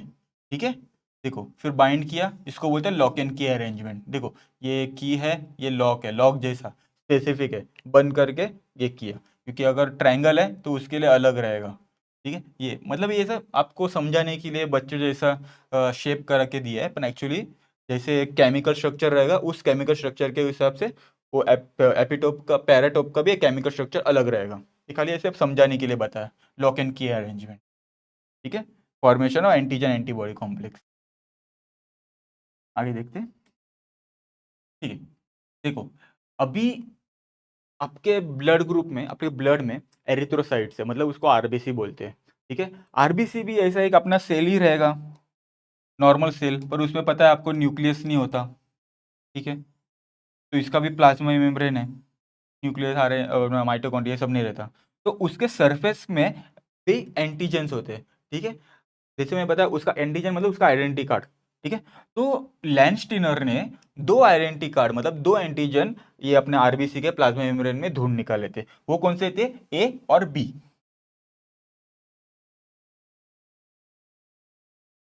A B. ठीक है, दो थे। तो कभी कभी ब्लड अपने आरबीसी में ए ही रहता है, कभी कभी बी ही होता है, या कभी भी दोनों एक साथ होते हैं। उस हिसाब से ब्लड ब्लड ग्रुप उन्होंने बनाया था, चार्ट बनाया था। देखो, antigen on surface RB RBC अगर ए है, ठीक है, तो क्या बोल सकते हैं? It is a positive. Okay, तो सीरम में, सीरम मतलब प्लाज्मा में, ठीक है, या ब्लड के लिक्विड में, ह्यूमन में कौन से एंटीबॉडी आएंगे? मतलब against which antigen the antibodies will be created? Antibody B. अगर उस ब्लड में, ठीक है, ए वाले में गलती से कोई बी ग्रुप का ट्रांसफ्यूज किया, ठीक है, तो ब्लड बी ग्रुप के जो आरबीसी के लिए एंटीबॉडीज क्रिएट करवाएगा एंटीबॉडी बी, ताकि उसको मार दे, उसको एग्लूटिनेशन हो जाए। ठीक है, ये उसका मैकेनिज्म हो जाएगा। तो समझो ए है, तो किसको इसको दे सकता है? वो ए को दे सकता है, ए बी को दे सकता है, कुछ फर्क नहीं पड़ेगा। ठीक है, क्योंकि ए तो है ही इसमें। और रिसीव किससे कर सकता है? ए से कर सकता है। ओ, ओ क्यों नहीं है? मतलब फॉर एग्जाम्पल ऐसा आरबीसी जिसके ऊपर कोई ए भी नहीं है, कोई बी भी नहीं है, जिसको ओ बोलते हैं। ठीक है, तो वो भी है, वो तो किसको भी दे सकता है। देखो, इसके इसके पास कोई नहीं है, कोई एंटीजन नहीं है, तो इसके पास एंटीबॉडी सीरम कितना कौन सा रहेगा? एंटीबॉडी ए, एंटीबॉडी बी। मतलब अगर इसमें, इस बंदे में, अगर ओ पॉजिटिव बंदे में अगर ए ग्रुप डालेगा, बी ग्रुप डालेगा या ए बी डालेगा, ठीक है, वो सबके अगेंस्ट एंटीबॉडीज क्रिएट करवाएगा। ठीक है, उसको कुछ नहीं चलेगा, खाली ओ ही चलेगा। ठीक है, पर ये किसी को भी दे सकता है, यूनिवर्सल डोनर। देखो, इसलिए ओ को यूनिवर्सल डोनर बोलते हैं। ए बी में क्या ऐसा है? उसके बाद एंटीजन ए भी है, बी भी है। ठीक है, तो किस किस को डोनेट कर सकता है? ठीक है, ए ए बी वाले को, है ना, क्योंकि ए बी होना चाहिए। पर रिसीव किससे कर सकता है? किसी से भी कर सकता है। ए से कर सकता है क्योंकि वो ए एंटीजन है। ठीक है, बी से कर सकता है, ए बी से कर सकता है, ओ से तो कर ही सकता है। ऐसा, तो ये चार्ट है, आपको याद रखना है। तो देखो, ये जीनोटाइप है। ये जीनोटाइप के बारे में सबसे अच्छा चीज़ है ना, आपके जो जेनेटिक वेरिएशन वाला टॉपिक है उसमें अच्छी तरह समझा दूंगा। और शॉर्ट में बता देता हूँ, ये मेंडल्स कैरेक्टरिस्टिक्स फॉलो करता है। फॉर एग्जांपल, ये दो जीन है, होमोजाइगस जीन है। ठीक है, अगर यहाँ पे ए है और यहाँ पे ए है, ठीक है, मतलब ये दोनों ए है, तो ये क्या रहेगा? ए पॉजिटिव। और अगर ए है और यहाँ पे बी है, तो ये कौन सा रहेगा? A B positive. पर अगर यहाँ पे जीरो कुछ नहीं है पर बी है, तो क्या आएगा? बी। अगर कुछ नहीं है, ए भी नहीं है, बी भी नहीं है, तो कौन सा रहेगा? O positive. ये जीन्स बता रहा हूँ मैं। तो ये जीन्स दिखाए है उनके, एक क्रोमोसोम के ऊपर ए, एक क्रोमोसोम के ए। ठीक है, यहाँ पे ए है, यहाँ पे जीरो है। इस तरह से उन्होंने जीनोटाइप बताई है। ठीक है, ये चार्ट आप याद रखिए, बहुत इंपॉर्टेंट है ये। क्लिनिकल पैथोलॉजी है, क्लिनिकल हिमेटोलॉजी में बहुत काम आता है। ठीक है, आगे बढ़ते हैं। और एक सिस्टम है, वो है आरएच सिस्टम। के बीच में होता है आरएच सिस्टम। जैसे A B, AB system of blood grouping है, वैसे आरएच सिस्टम। आरएच कैसे, वो भी वैसे एक एंटीजन है जो आरबीसी के ऊपर रहता है, आरएच सिस्टम। तो मोस्टली डी एंटीजन बोले जाते हैं उसको। ऐसे 49 और 50 एंटीजन्स है, हमें क्लिनिकली बहुत इंपॉर्टेंट है डी, डी में फोकस करना है। तो वैसा अगर डी रहेगा ब्लड में, डी रहेगा, ठीक है, डी प्रेजेंट एंटीजन, यहाँ पे लिख देता हूँ, एंटीजन डी इज प्रेजेंट, तो क्या रहेगा blood group, R H positive, ठीक है। पर अगर डी नहीं रहेगा तब बोला जाता है कि आर एच नेगेटिव, ठीक है। अभी इसका इंपॉर्टेंस क्या है, सेम वैसा ब्लड ट्रांसफ्यूजन के टाइम होता है। जैसे अगर ये डोनर लिख दो, डोनर और एक्सेप्टर, रिजल्ट, ठीक है। अगर ये आर एच पॉजिटिव है और ये एक्सेप्टर भी आर एच पॉजिटिव है, एबी एबीओ तो उसको चेक करेंगे, साथ के साथ उसका आर एच सिस्टम भी चेक करते हैं, ठीक है। आर एच पॉजिटिव है, आर एच पॉजिटिव है, क्या होगा रिजल्ट, कॉम्पेटिबल, चलेगा, कर सकते हैं। आर एच नेगेटिव है, जो बहुत रेयर होता है, आर एच नेगेटिव है, कॉम्पेटिबल हो सकता है, ठीक है। पर अगर ये आर एच पॉजिटिव है और ये आर एच नेगेटिव है, या आर एच नेगेटिव है, ठीक है, और ये आर एच पॉजिटिव है, तब प्रॉब्लम हो सकता है, ठीक है।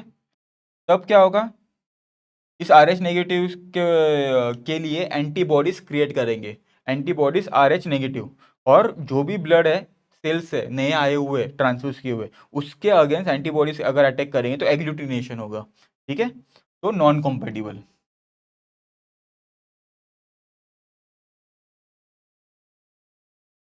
वैसा और एक डिजीज है, और एक उसका सिग्निफिकेंस है, उसको बोलते हैं एरिथ्रोसाइटोसिस फिटालिस। देखो इस डायग्राम में आपको बताया है, ठीक है। देखो ये उसका फादर है, ठीक है, हस्बैंड है, और ये वाइफ है, ठीक है। उनका जो पहला बेटा होगा ये हो गया आर एच, यहाँ पे लिख देता हूँ मैं, he was R H positive and she is R H negative,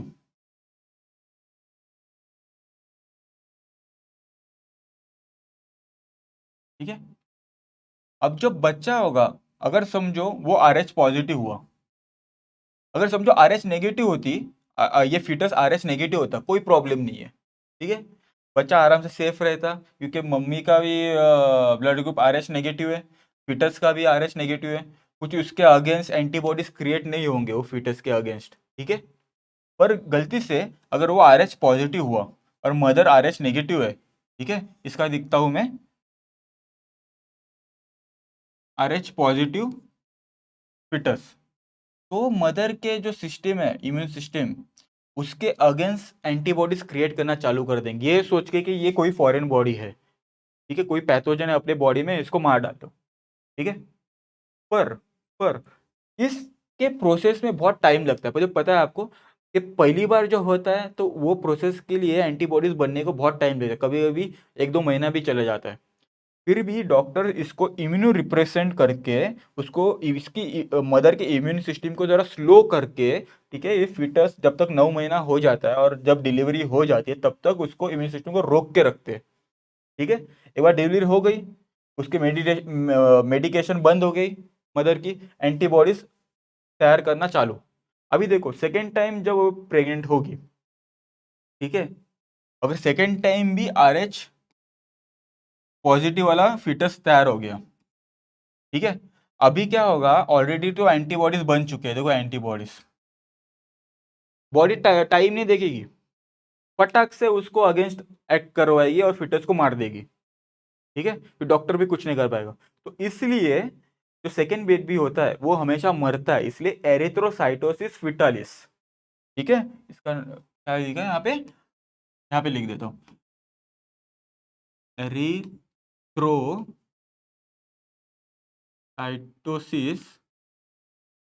ascites fetalis, foetus को मार देना, ठीक है, एरिथ्रोसाइटोसिस फिटालिस। ये होता है। तो दो इसके फंक्शन, ये सिग्निफिकेंस देखे आरएस सिस्टम की हमने, ट्रांसमिशन के टाइम और इधर साइड फिटल इसके। ठीक है, अभी अपन कुछ डिजीजेस है उसके बारे में करते हैं। अभी बेसिक क्लासिफिकेशन ऑफ डिजीज बताए उसके चालू करने के पहले एक कॉमन ह्यूमन डिजीज क्या है, पहली बात तो डेफिनेशन देख लेते हैं इसका। ठीक है,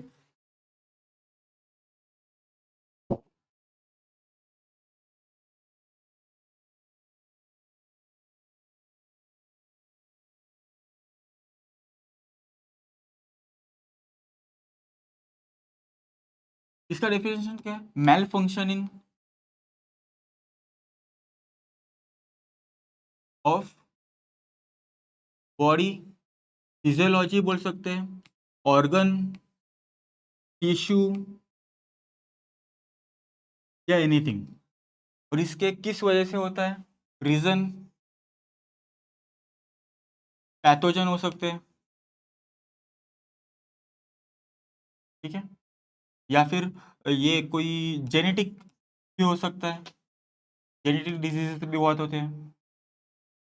ठीक है, फिजिकल हो सकता है, किसी का एक्सीडेंट हो गया वगैरह ये सब चीज़ें। केमिकल हो सकता है, ये बहुत सारी चीज़ें हो सकते हैं। ठीक है, डाइट हो सकता है, ठीक से डाइट नहीं लिया। ठीक है, कभी ओवर न्यूट्रिशन होता है, कभी अंडर न्यूट्रिशन होता है, ये सब चीज़ें। ठीक, और इसका अभी दो टाइप से डिवाइड किया है इन्होंने, कॉन्जेनिटल।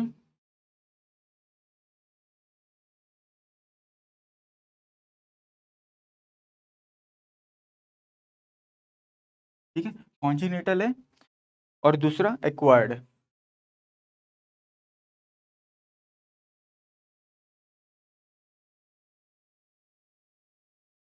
कॉन्जेनिटल मतलब फ्रॉम बर्थ,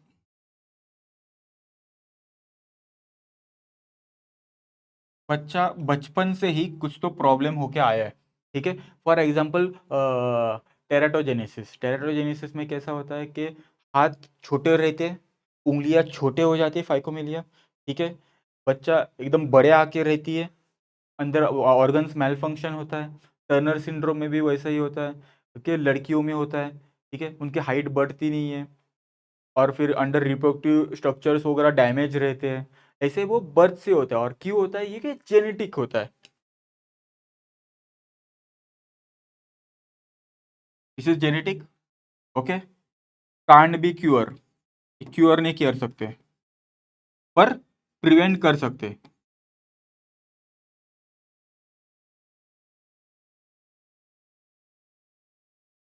जैसे एमनियोसेंटिसिस से, आप लोगों ने रिप्रोडक्शन वाले टॉपिक को सिखाया था, एमनियोसेंटिसिस देखते हैं कि बाबा जीन्स और क्रोमोसोम कैसे है, अगर ठीक नहीं है तो 20 वीक के पहले प्रेगनेंसी आएगी तो डिप अबॉर्ट कर देंगे। ठीक है, ये सब रहेंगे।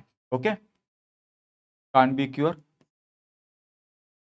ओके, और स्पेसिफिक भी होता है। ठीक है, हमें पता चल गया बाबा एक एक जीन है तो एक स्पेसिफिक भी होता है। स्पेसिफिक, ये जीन में प्रॉब्लम है तो ये वो प्रॉब्लम होगी, ये हमें पता चल जाता है। एक्वायर्ड मतलब क्या? एक्वायर्ड हमें बाहर से, फॉर एग्जाम्पल कोई एक्सीडेंट हुआ, ठीक है, या फिर कोई पैथोजेंस आया, ठीक है, या फिर हमें डाइट ठीक से नहीं लिया, ये सब चीज़ें। ठीक है, तो इसमें इसको कैसे क्लासिफाई किए हैं? कम्युनिकेबल,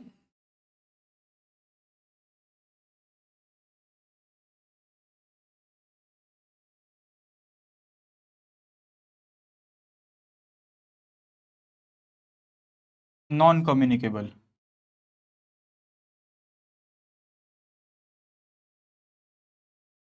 कम्युनिकेबल मतलब जो डिजीज ट्रांसमिट होती है एक इंसान से दूसरे इंसान, ट्रांसमिट,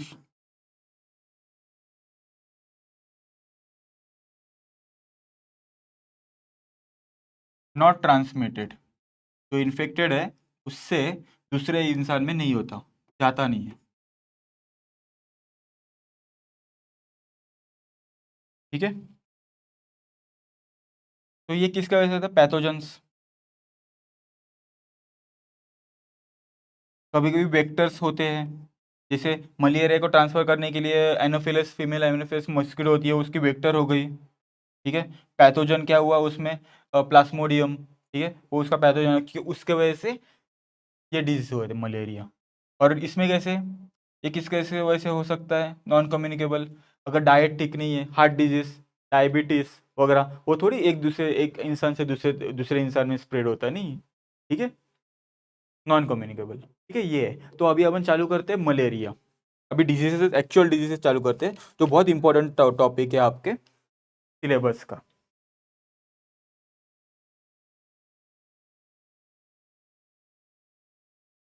चलो इधर ही लिख देता हूँ मैं, मलेरिया। देखो मलेरिया एक्चुअली आरबीसी और लिवर का डिजीज है। ये प्लाज्मोडियम नाम का एक प्रोटोजोआ रहता है, या उसको प्रोटिस्ट बोल सकते हैं, ठीक है। तो प्लाज्मोडियम क्या करता है, अपने ब्लड में चला जाता है और ब्लड का जो हीमोग्लोबिन है उसको खा डालता है, और खाने के बाद हीमोजोइन नाम का एक वेस्ट प्रोडक्ट तैयार करता है, और उसके वजह से हमें जो सिम्टम्स है वो दिखते हैं। तो क्या क्या सिम्टम्स दिखते हैं, देखो, सेंटर हेडेक आ जाएगा, या एक मिनट, हाँ, हेडेक, ठीक है, इन चिल्स, स्वेटिंग वगैरह ये चालू होते हैं, रेस्पिरेटरी ड्राई कफ वगैरह ये चालू होते हैं, स्प्लीन एनलार्जमेंट, और ये सब चीज़ें है ना, अभी जो सिम्टम्स है वो जब आपको मैं लाइफ साइकिल बताऊंगा तब आपको अच्छी तरह समझ में आएगा, वैसे आपको रटने की ज़रूरत नहीं पड़ेगी। देखो हमारे बॉडी में, ठीक है, जब ये प्रोटोजोआ, प्रोटोजोआ के बारे में लिख देता हूँ यहाँ पे, कौन सा है, प्लाज्मोडियम, कौन सा है, ये फेल्कीपैरम, बाद में ओवेल, फेल्कीपैरम, मलेरिए, और कौन से बहुत सारे लिखे हैं आपके इसमें, ओवेल है, वाइवेक्स है, ओवेल,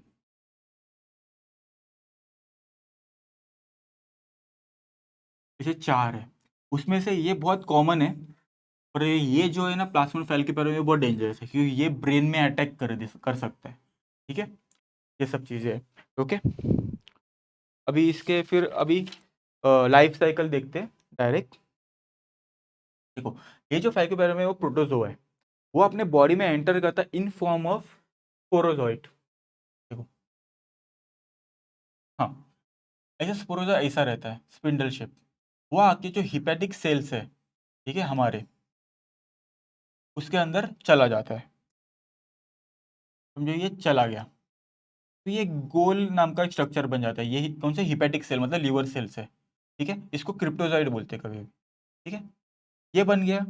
फिर बाद में क्या होगा, एक मल्टी सेल्यूलर स्ट्रक्चर बन जाएगा, बहुत, सॉरी, मल्टी न्यूक्लिएटेड, बहुत सारे न्यूक्लियस उसमें, इसमें लीवर सेल में ही, ठीक है, और हर जो जो न्यूक्लियस है अपने अपने तरफ साइटोप्लाज्म गैदर करेंगे, ठीक है, और फिर वो सेल को रप्चर करके चले जाएंगे, देखो रप्चर करके चले गए, ठीक है, और ये जो मल्टी न्यूक्लिएटेड जो सेल बनेगा उसको बोलते हैं जाइजोन्ट, इसको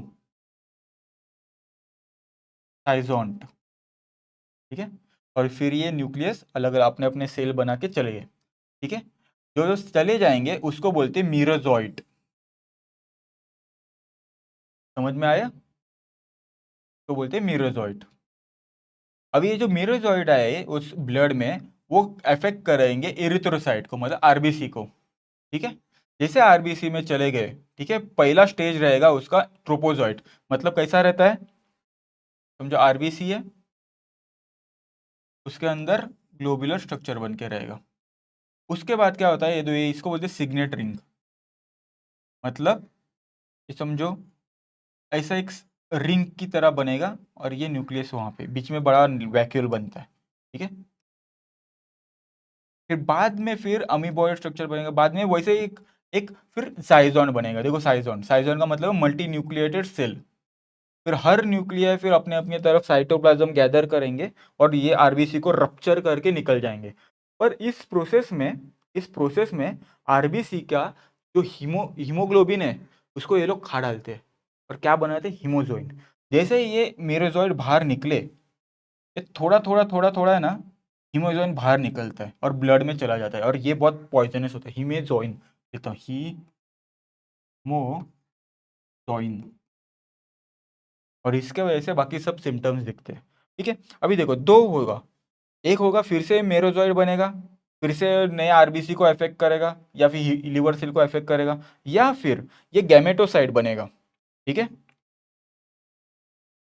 गैमेटोसाइट बनेगा, एक रहेगा फीमेल जो ज़्यादा बड़ा रहता है थोड़ा सा, ठीक है, बड़ा दिखाता हूँ इसको, बड़ा रहता है, और एक छोटा सा रहता है मेल गैमेटोसाइट। ठीक है, अभी ये सब ब्लड में है दोनों गैमेटोसाइट। ठीक है, और एक तो मेरोजॉइड बना, वो फिर से आरबीसी और इसको लिवर को अफेक्ट करने का चालू हो, उसका रोल चालू हो गया। जब ये मच्छर ब्लड सक करेगा तो ये गैमेटोसाइड इसके पेट में चले जाएंगे। ठीक है, जैसे गैमेटोसाइड इसके पेट में चले जाएंगे, ये समझो ये पेट का कैविटी है उसका, अभी मच्छर के पेट का कैविटी, ये गैमेटोसाइड से गैमेट्स बनेंगे। माइक्रोगैमेट मतलब मेल, मैक्रोगैमेट मतलब फीमेल, ये दोनों यूनाइट करेंगे, क्या बनेंगे, जाइगोट। ठीक है, जाइगोट को कभी ऊकाइनाइट भी बोलते हैं। ठीक है, दूसरा नाम भी ऊकाइनाइट भी है। जैसे जाइगोट रहेगा तो मच्छर के जो स्टमक वॉल है उसके अंदर पेनेट्रेट करके एक छोटा सा सिस्ट बनाएंगे, उसको ऊसिस्ट बोलते हैं। देखो ऊसिस्ट यहाँ पे दिखा है।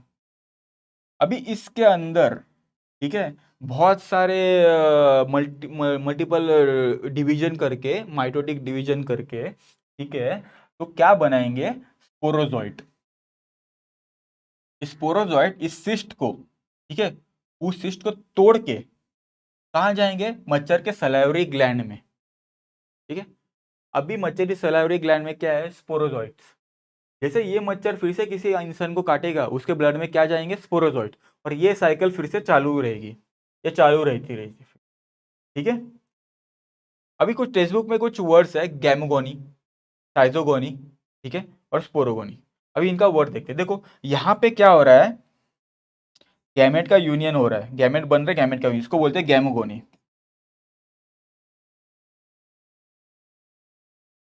ठीक है, यहाँ पे क्या बन रहा है, स्पोरोजॉइड बन रहा है। ठीक है, तो इसको बोलते हैं स्पोरोगोनी।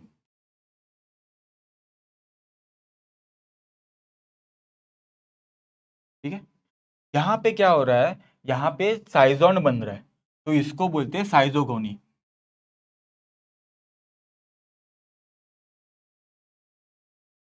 ठीक है, ये आपको साइकिल समझ में आया। तो देखो कहाँ कहाँ ये प्लाज्मोडियम घूम रहा है, वहां वहां वो प्रॉब्लम कर देगा। अभी सिम्टम्स देखते हैं इसके।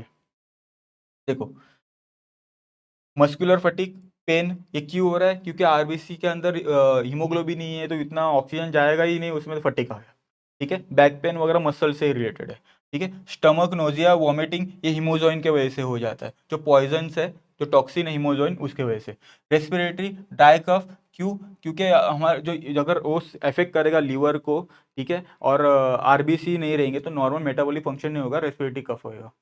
फीवर चिल्स, ये कैसे होता पता है, जैसे आया, ठीक है, ब्लड के अंदर चला गया, ठीक है, क्या, ये अपना मेरोजॉइड, ठीक है, तो 48 आवर का साइकिल चालू हो जाता है। ठीक है, कैसे, अभी स्टार्टिंग में जब 2 घंटा है तो उसको बहुत फीवर आएगा, कड़क फीवर आएगा, 48। ठीक है, उसको बोलते हैं हॉट फेस। वो होने के बाद उसको कोल्ड फेज आता है, वो भी 1-2 घंटा चलता है। उसको बहुत ठंडी लगेगी, बहुत ठंडी, फीवर चिल वगैरह चालू हो जाएगा उसका। ठीक है, और उसके बाद फिर 2 घंटे के बाद स्वेटिंग फेज आएगा,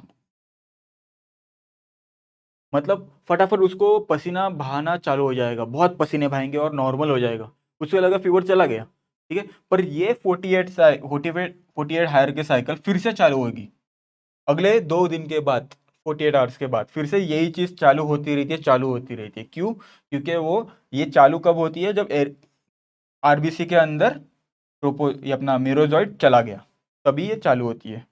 ठीक है, समझ में आया, ये सिम्टम्स है उसके, फीवर वगैरह तो समझा दिया, इसमें ही आ गया।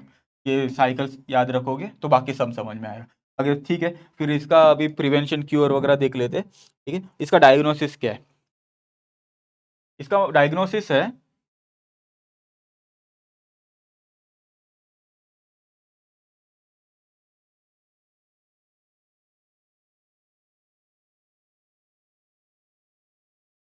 ब्लड टोटल ब्लड काउंट कर, मतलब सीबीसी बोलते हैं। ठीक है, इससे भी पता चल जाता है। ठीक है, माइक्रोस्कोपिक स्टडी या फिर न्यूक्लिक एसिड एम्प्लीफिकेशन।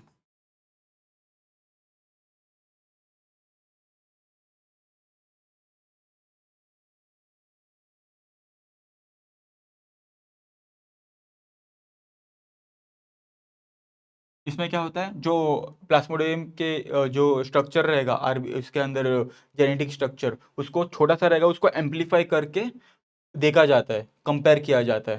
ठीक है, कि बाबा पैथोजन है कि नहीं, क्योंकि बहुत कम अगर रहता है जेनेटिक मटेरियल, उसको एम्पलीफाई किया, इसलिए न्यूक्लिक एसिड एम्पलीफिकेशन, जो अपने आरटीपीसीआर में भी होता है। ठीक है, ये डायग्नोसिस है। ठीक है, फिर अभी ट्रीटमेंट क्या है? ट्रीटमेंट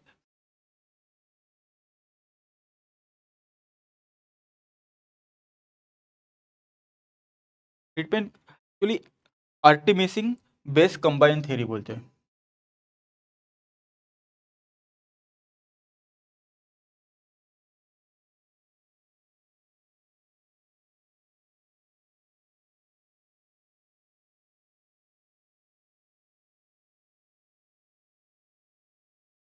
कुछ कॉकटेल रहता है, कुछ अलग अलग ड्रग्स का जो बराबर इंटरवल पे दिया जाता है। ठीक है, वो होता है एंटीसुनेट, अल्फाडॉक्सिन,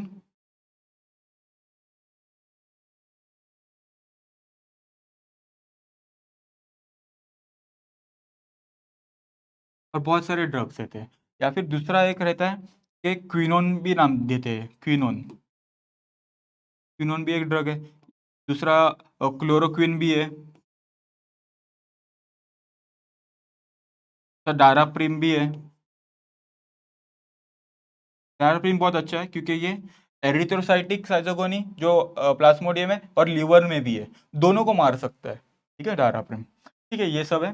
ठीक है, अभी प्रिवेंशन आपको पता है कि गम्बूसिया नाम का फिश डालो, फिर वो इसके लार्वे को खा डालेगा। बाद में कोई भी पानी खुला मत रखो, मच्छर बैठने मत दो, मच्छरदानी लगाओ, ये सब चीज़ें हैं। ये सब आप प्रिवेंशन में जनरली लिख सकते हो। ठीक है, हम आगे बढ़ते हैं।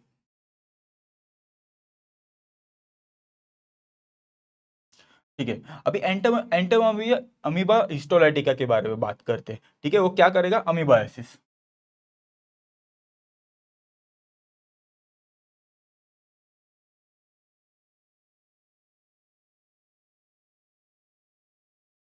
का पैथोजन क्या है?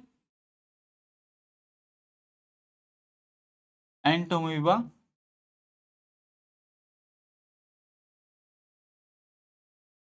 हिस्टोलाइटिका।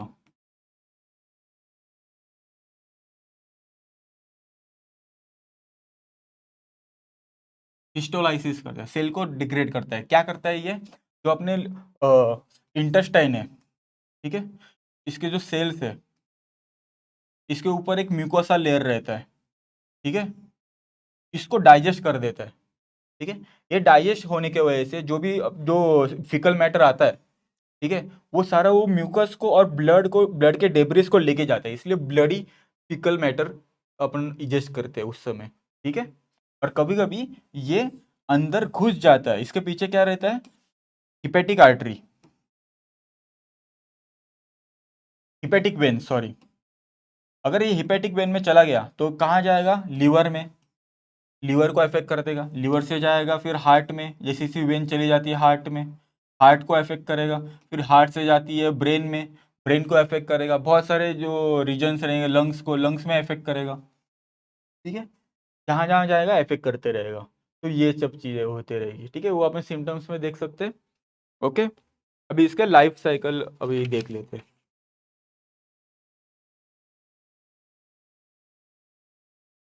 देखो, ओके, लाइफ साइकिल देखो, हम यहाँ पे किस चीज़ में फोकस करते हैं? फिस्ट। जब अपना एंट अमीबा, ठीक है, अमीबोइड स्टेज में रहता है, ठीक है, मतलब अमीबा जैसे एक्सिस्टेड, मतलब सिस्ट के बिना, ठीक है, तब वो अटैक हो जाता है किससे? जो अपने डाइजेस्टिव सिस्टम में वाले जो एसिड्स वगैरह एंजाइम्स है उसके, और उसको प्रोटेक्ट करने के लिए एक सिस्ट रहता है। सिस्ट मतलब एक शेल रहता है, ठीक है, उसको अपने डाइजेस्टिव सिस्टम से प्रोटेक्ट करता है।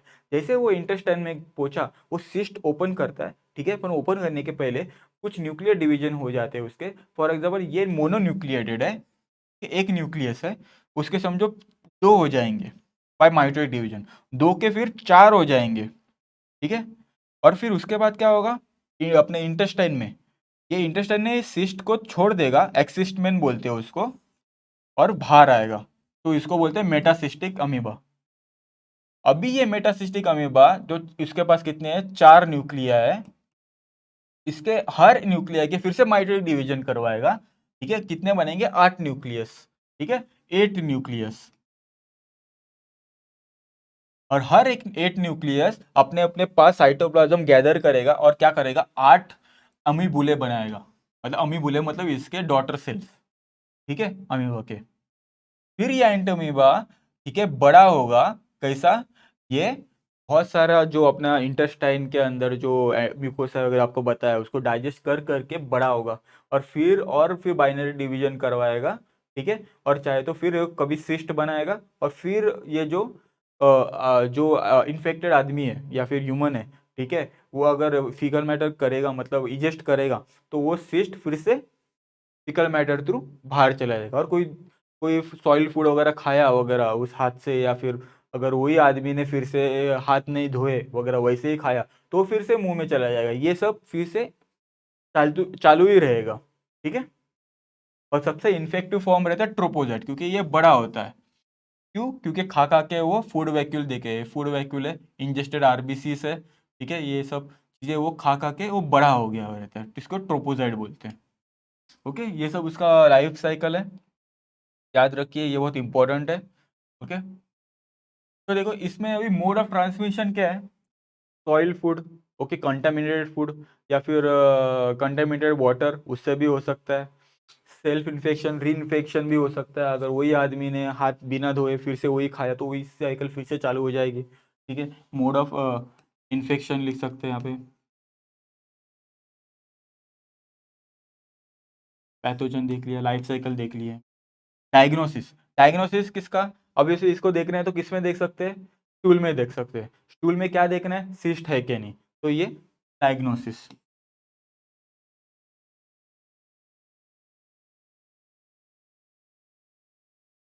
इसको प्रिवेंट कैसे करेंगे, वॉशिंग हैंड, हाइजीन हैबिट, ठीक है। अगर कोई इन्फेक्टेड आदमी है उसका जो फिकल मैटर वो अच्छी तरह डिस्पोज करना चाहिए, कॉन्टेमिनेटेड फूड नहीं खाना चाहिए, कुक फूड खाना चाहिए, बॉईल करके पानी पीना चाहिए, ये सब चीज़ें। अभी इसके ट्रीटमेंट के लिए कुछ ड्रग्स है,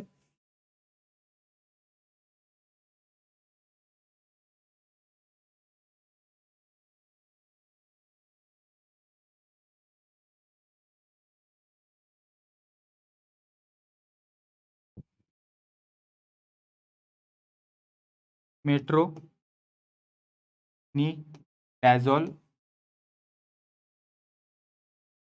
और टिनिडाजोल।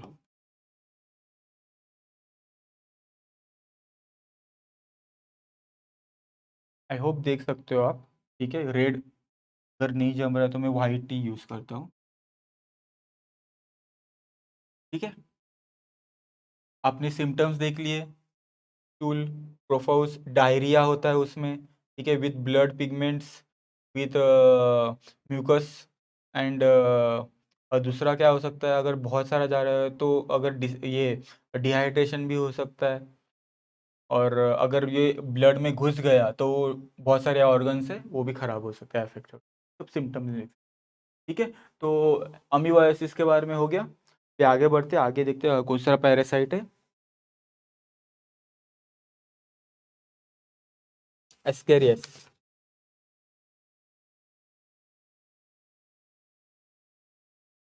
ठीक है।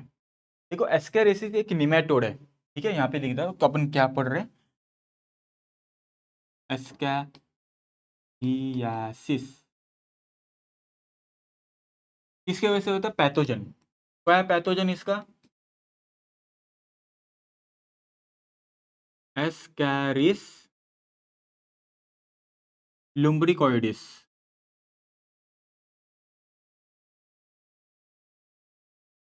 ये क्या है, एक निमेटोड है, मतलब एक वॉर्म है, राउंड वॉर्म बोल सकते हो उसको, ठीक है। राउंड वॉर्म है। तो ये कहाँ पे पाया जाता है? ह्यूमन के स्मॉल इंटेस्टाइन में।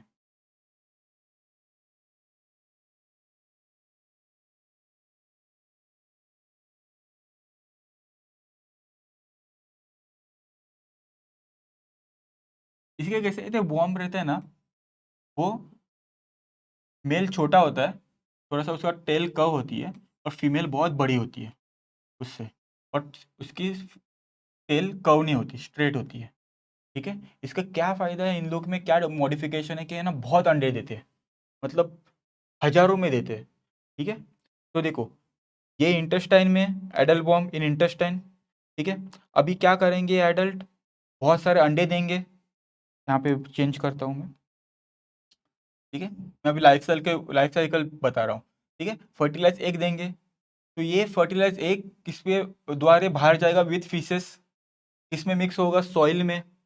ठीक है, अभी वही सॉइल अगर कोई बच्चा या कोई आदमी हाथ डालेगा, खेलेगा, कुछ भी करेगा, ठीक है, और वही हाथ से बिना हाथ धोए अगर उसने कुछ खा लिया, तो वो मुंह में चला गया। ठीक है, तो स्वॉलिंग ऑफ मैन कहाँ जाएगा, इंटेस्टाइन में। ठीक है, देखो अब जब ये इंटेस्टाइन में जाएगा, ये जो का शेल है, उससे वॉर्म बाहर आ जाएगा, और ये इंटेस्टाइन के वॉल को बोर करके, मतलब खड्डा करके, इसमें आएगा। उसके पीछे हिपेटिक पोर्टल वेन रहती है, आपको बताया मैंने। ठीक है, उससे हिपेटिक पोर्टल वेन में जाएगी, ब्लड में जाएगी, और वो चला जाएगा हार्ट में, हार्ट भी अफेक्ट होगा। फिर वहाँ से जाएगा लंग्स में, एक्चुअली बीच में लीवर रहता है, लीवर लीवर के होके जाता है, मतलब यहाँ पे लीवर लिखता हूँ, लीवर यहाँ पे लीवर में जाएगा, बाद में वो हार्ट के पास जाएगा, जो आपके टेक्स्ट बुक में नहीं बताया पर एक्चुअली होता है। ठीक है, लीवर के बाद में हार्ट में जाएगा, हार्ट से पंप करेगा लंग्स प्यूरिफिकेशन के लिए, वो ब्लड के, फिर लंग्स में भी जाएगा, लंग्स में फिर से उसकी मोल्टिंग होगी 2 बार। ठीक है, फिर अच्छी तरह वो इन्फेक्टिव क्या बोलते हैं, एस्केरिस बन गया। फिर क्या करेगा, वो ट्रैकिया पे चढ़ेगा, आपको पता है विंड पाइप, ट्रैकिया के ऊपर जाएगा, और क्या करेगा कि इधर से गुदगुली करेगा। ठीक है, उससे क्या होगा, कफ तैयार होगा, और आपको थूकने का मन होगा, तो वो फेरिंग्स में चला जाएगा विथ योर म्यूकस कफ, जो आपके थूकने वाले हैं। पर आप बोलेंगे बोर होते हैं, अरे यार बार बार कहाँ थूको, बाथरूम में कहाँ जाऊँ, तो आप उसको थूक को निगल दोगे, तो वो कहाँ जाएगा, फेरिंग्स।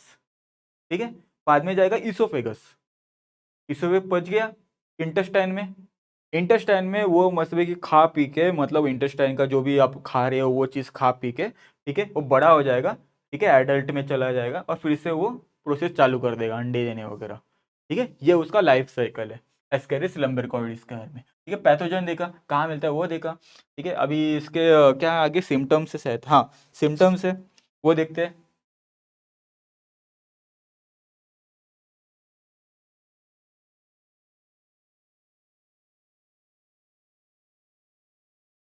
क्या होगी, थोड़ा सा पेन रहेगा इन स्टमक,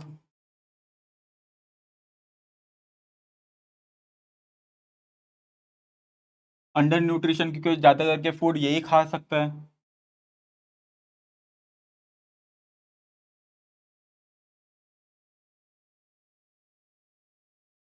ठीक है? और क्या हो सकता है, पल्मोनरी डिसऑर्डर, लंग्स में जाता है, जहाँ जहाँ जाएगा वहाँ वहाँ खराब कर देगा।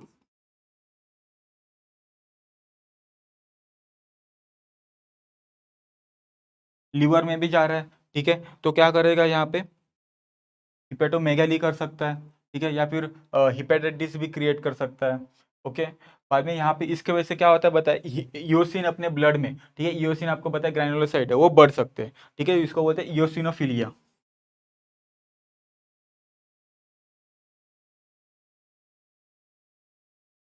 इयोसिनोफिलिया हो सकता है।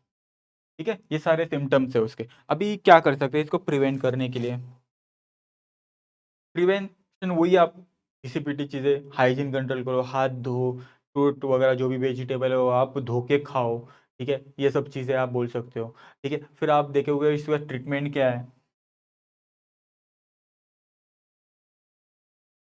ट्रीटमेंट में हमारे गवर्नमेंट ने भी एंड डी वार्मिंग पॉलिसी चालू की है, जो अपने स्कूल स्कूल में जाके 6 महीने या फिर ऐसे इंटरवल में दवाई दी जाती है, एंटी मतलब anti helminth anti helminth drugs दिए जाते हैं डीवॉर्मिंग, ठीक है, उससे वो डीवॉर्मिंग करते हैं। तो उसमें कुछ कुछ रहते हैं, जैसे एल्बेंडाजोल रहते हैं,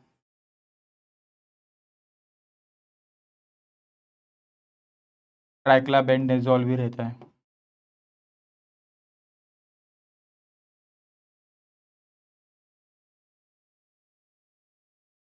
फिर टेक्स्ट बुक में और दो चीज़ दिए हुए हैं, जैसे पेपराजाइन है,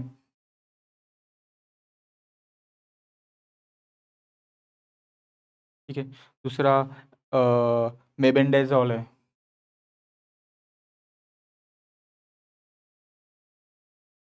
ये सब वर्म्स को मार देते हैं, ठीक है। ट्रीटमेंट देगा, सिम्टम्स देके, प्रिवेंशन कंट्रोल देके, डायग्नोसिस ट्रीटमेंट। डायग्नोसिस कैसे देखेंगे, इसमें भी फिकस देखेंगे, ठीक है, फिकस का माइक्रोस्कोपिक टेस्टिंग करवाएंगे। फिर उसमें क्या देखेंगे, ऑब्वियसली एम्ब्रियोनेटेड एग्स देखेंगे कि है कि नहीं, उससे कंफर्मेशन हो जाता है। ओके, आगे देखते हैं दूसरा एक पैरासाइट, एक फाइलेरियसिस, ठीक है। अभी इसके मैं एक नई स्लाइड ऐड कर देता हूँ।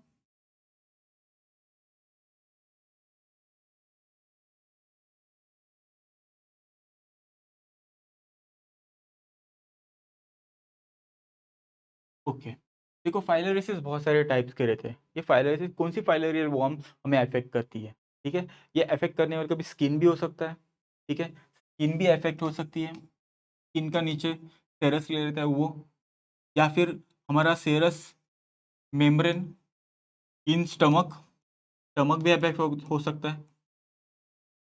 पर सबसे ज़्यादा होता है वो है लिम्फ नोड और लिम्फेटिक वेसल्स, इससे लिम्फेटिक सिस्टम डैमेज होती है,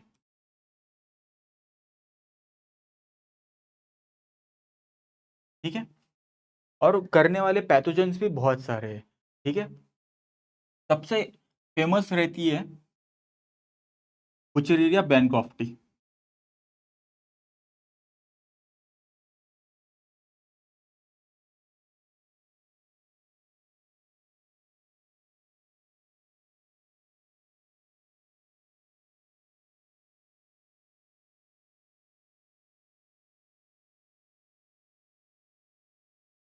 दूसरे लोआ लोआ भी है, लोआ लोआ, जो स्किन को अफेक्ट करती है, स्किन के अंदर से इसे ट्रैवल करती है। आपको दिखेगा अभी कुछ वर्म ट्रैवल भी कर रही है, कुछ आंखों में भी दिखेगा, आंखों में भी ऐसे ट्रैवल करती है, ठीक है।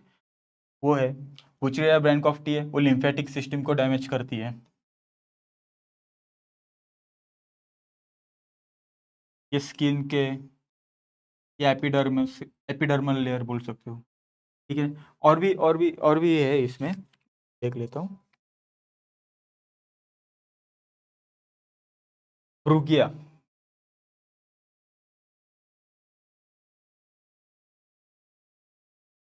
मलाई, ठीक है, और ब्रूगिया टिमोरी।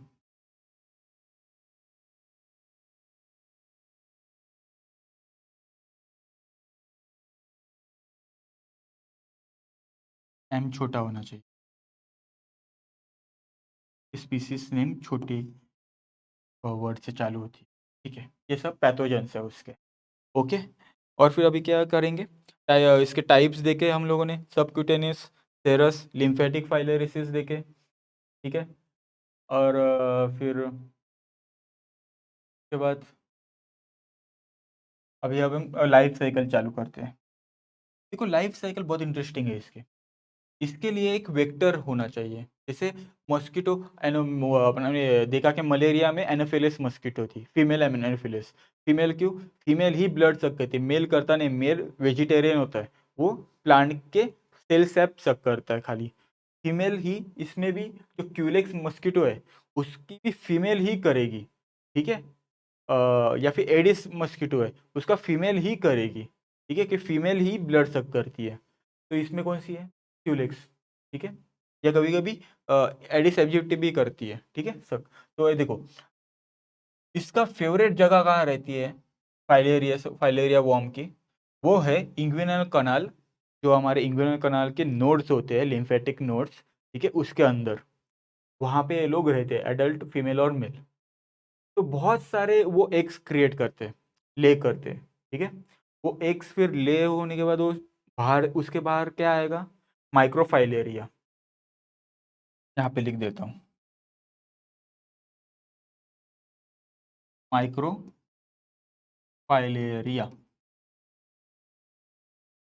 ठीक है। अभी ये माइक्रोफाइलेरिया, इसके अंदर एक छोटा सा शीत होती है, क्यूटेनियस शीत बोलते हैं उसको, ट्रांसपेरेंट, प्लास्टिक की तरह। ठीक है। अभी क्या करते हैं, ये हुआ लिम्फेटिक में, मतलब लिम्फ में, लिम्फ से ये आता है ब्लड में ट्रैवल करके। ठीक है। ब्लड में आने के बाद इसका एक दो ऐसा अच्छा गेम खेलता है ये, बहुत दिमाग वाला रहता है। ठीक है, इतना है इसमें दिमाग भी नहीं, फिर भी दिमाग वाला है। कैसे याद रखो, इसको पता है कि मस्कीटो कब आने वाला है। Mosquito most of time nocturnal होते हैं, मतलब रात को काटते हैं। तो ये क्या करता है, रात को हमारे इंसान के सुपरफिशियल मतलब ऊपर वाले ब्लड वेसल में घूमता फिरता है, ताकि मच्छर आए उसको सक करे। और दिन में वो दिखेगा नहीं, एकदम डीप सीटेड ब्लड वेसल में चला जाता है। ठीक है, ताकि उसको पता है कि उस समय मच्छर काटने का चांसेस बहुत कम रहता है। ठीक है।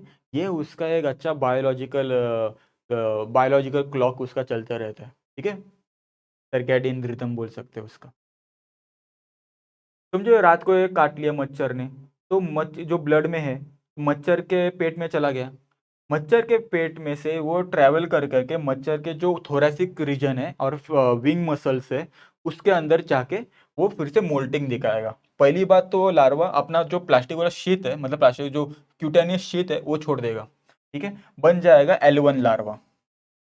ये L1 लार्वा क्या करेगा, वो दो बार मोल्टिंग करेगा और बनाएगा L3 लार्वा। ठीक है। L3 लार्वा इन्फेक्टिव रहता है। फिर ये क्या करेगा, फिर उसका काम हो गया विंग मसल का।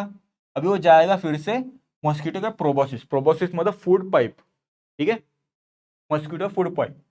तो आया, मॉस्किटो ने किसी तीसरे इंसान को काटा। ठीक है, वहां पे क्या करेगा, जैसे काटेगा उसके प्रोबोसिस से वो स्किन के ऊपर गिरेगा। ठीक है, मॉस्किटो काट के चला गया, तो स्किन की जो जख्म रहेगी, जो होल या पंक्चर रहेगा, उसमें रिगल करके अंदर चला जाएगा और जाएगा ब्लड में। और फिर ब्लड से वो ट्रैवल करके कहाँ जाएगा, फिर से इंग्विनल कनाल में, अरे या फिर कोई लिम्फेटिक नोड में, वहाँ जाएगा, सेटल रहेगा। ठीक है, वहाँ से फिर न्यूट्रिशन लेते रहेगा और फिर एडल्ट बन जाएगा। फिर ये पूरा साइकिल चालू रहेगा। ये उसका लाइफ साइकिल है। ओके, तो देखे हमने लाइफ साइकिल, पैथोजेंस देखे। अभी इसके देखेंगे ट्रीटमेंट, प्रिवेंशन, ये सब देखते हैं अपन। ठीक है, साइन और सिम्टम्स देखते हैं। देखो अभी साइन और सिम्टम्स, सिम्टम्स क्या रहेगा, देखो ये लिम्फेटिक में, ठीक है, मतलब लिम्फ वेसल में ब्लॉक करके रखे हैं इन लोगों ने। अगर ये ब्लॉक करके रखे हैं तो लिम्फ कलेक्ट होते रहेगा लिम्फ वेसल में, कहीं आगे पहुंचेगा नहीं। तो ये उसके वजह से जो एरिया है वो सूज जाएगी। ठीक है, तो ये चीज कभी भी पैर में होती है।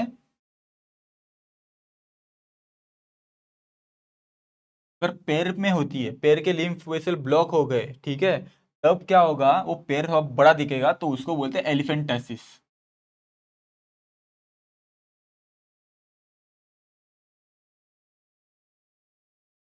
दूसरे लिम्फ नोड, ठीक है, और लिम्फ वेसल बड़े हो जाएंगे, सूज जाएंगे, उसको लिम्फेंजिटिस।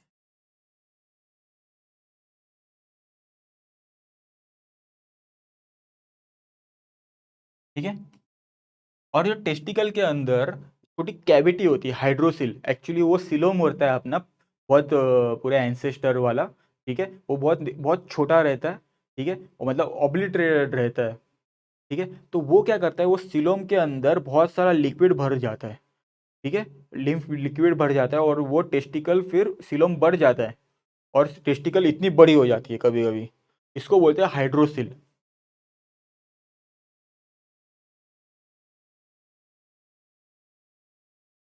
एक minute.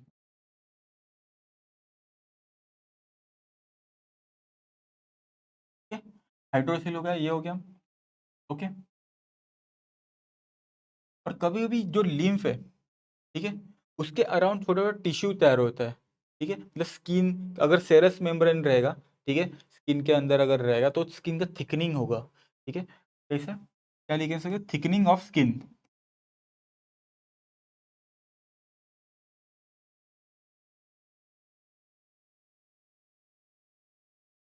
Lymph oedema.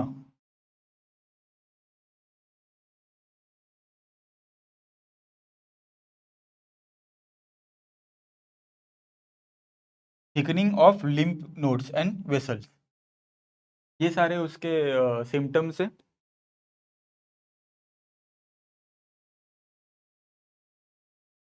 Okay, mode of transmission भी देखे हम लोगों ने, बाय मस्किटो।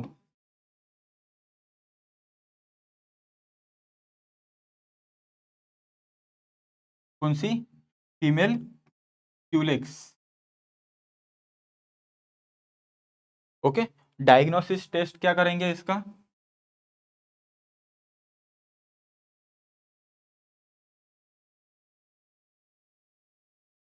ब्लड टेस्ट, ठीक है। मतलब ब्लड कब लेंगे? रात को लेंगे, ठीक है, इसके लिए, क्योंकि पता है रात को ये फाइलेरिया ऊपर रहता है सुपरफिशियल वेसल्स में, ठीक है। Blood test.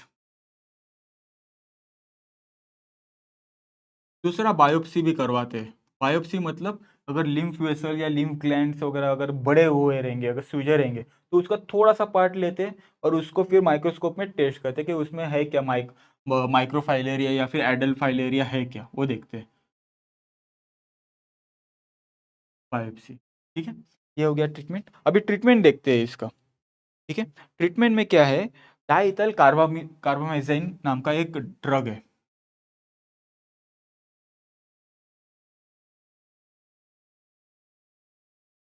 डाइथाइल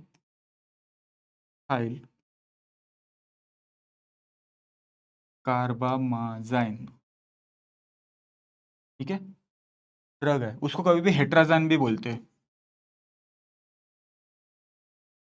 ठीक है। वो फाइलेरिया को मारने के लिए काम करते हैं। और प्रिवेंशन आपको पता है, प्रिवेंट करो कि मच्छर ना काटे, तो उसके लिए बहुत सारे कंबूसिया फिश, फिश नेट्स वगैरह, ये सब रिपेलेंट वगैरह, ये सब आप लिख सकते हो, ठीक है।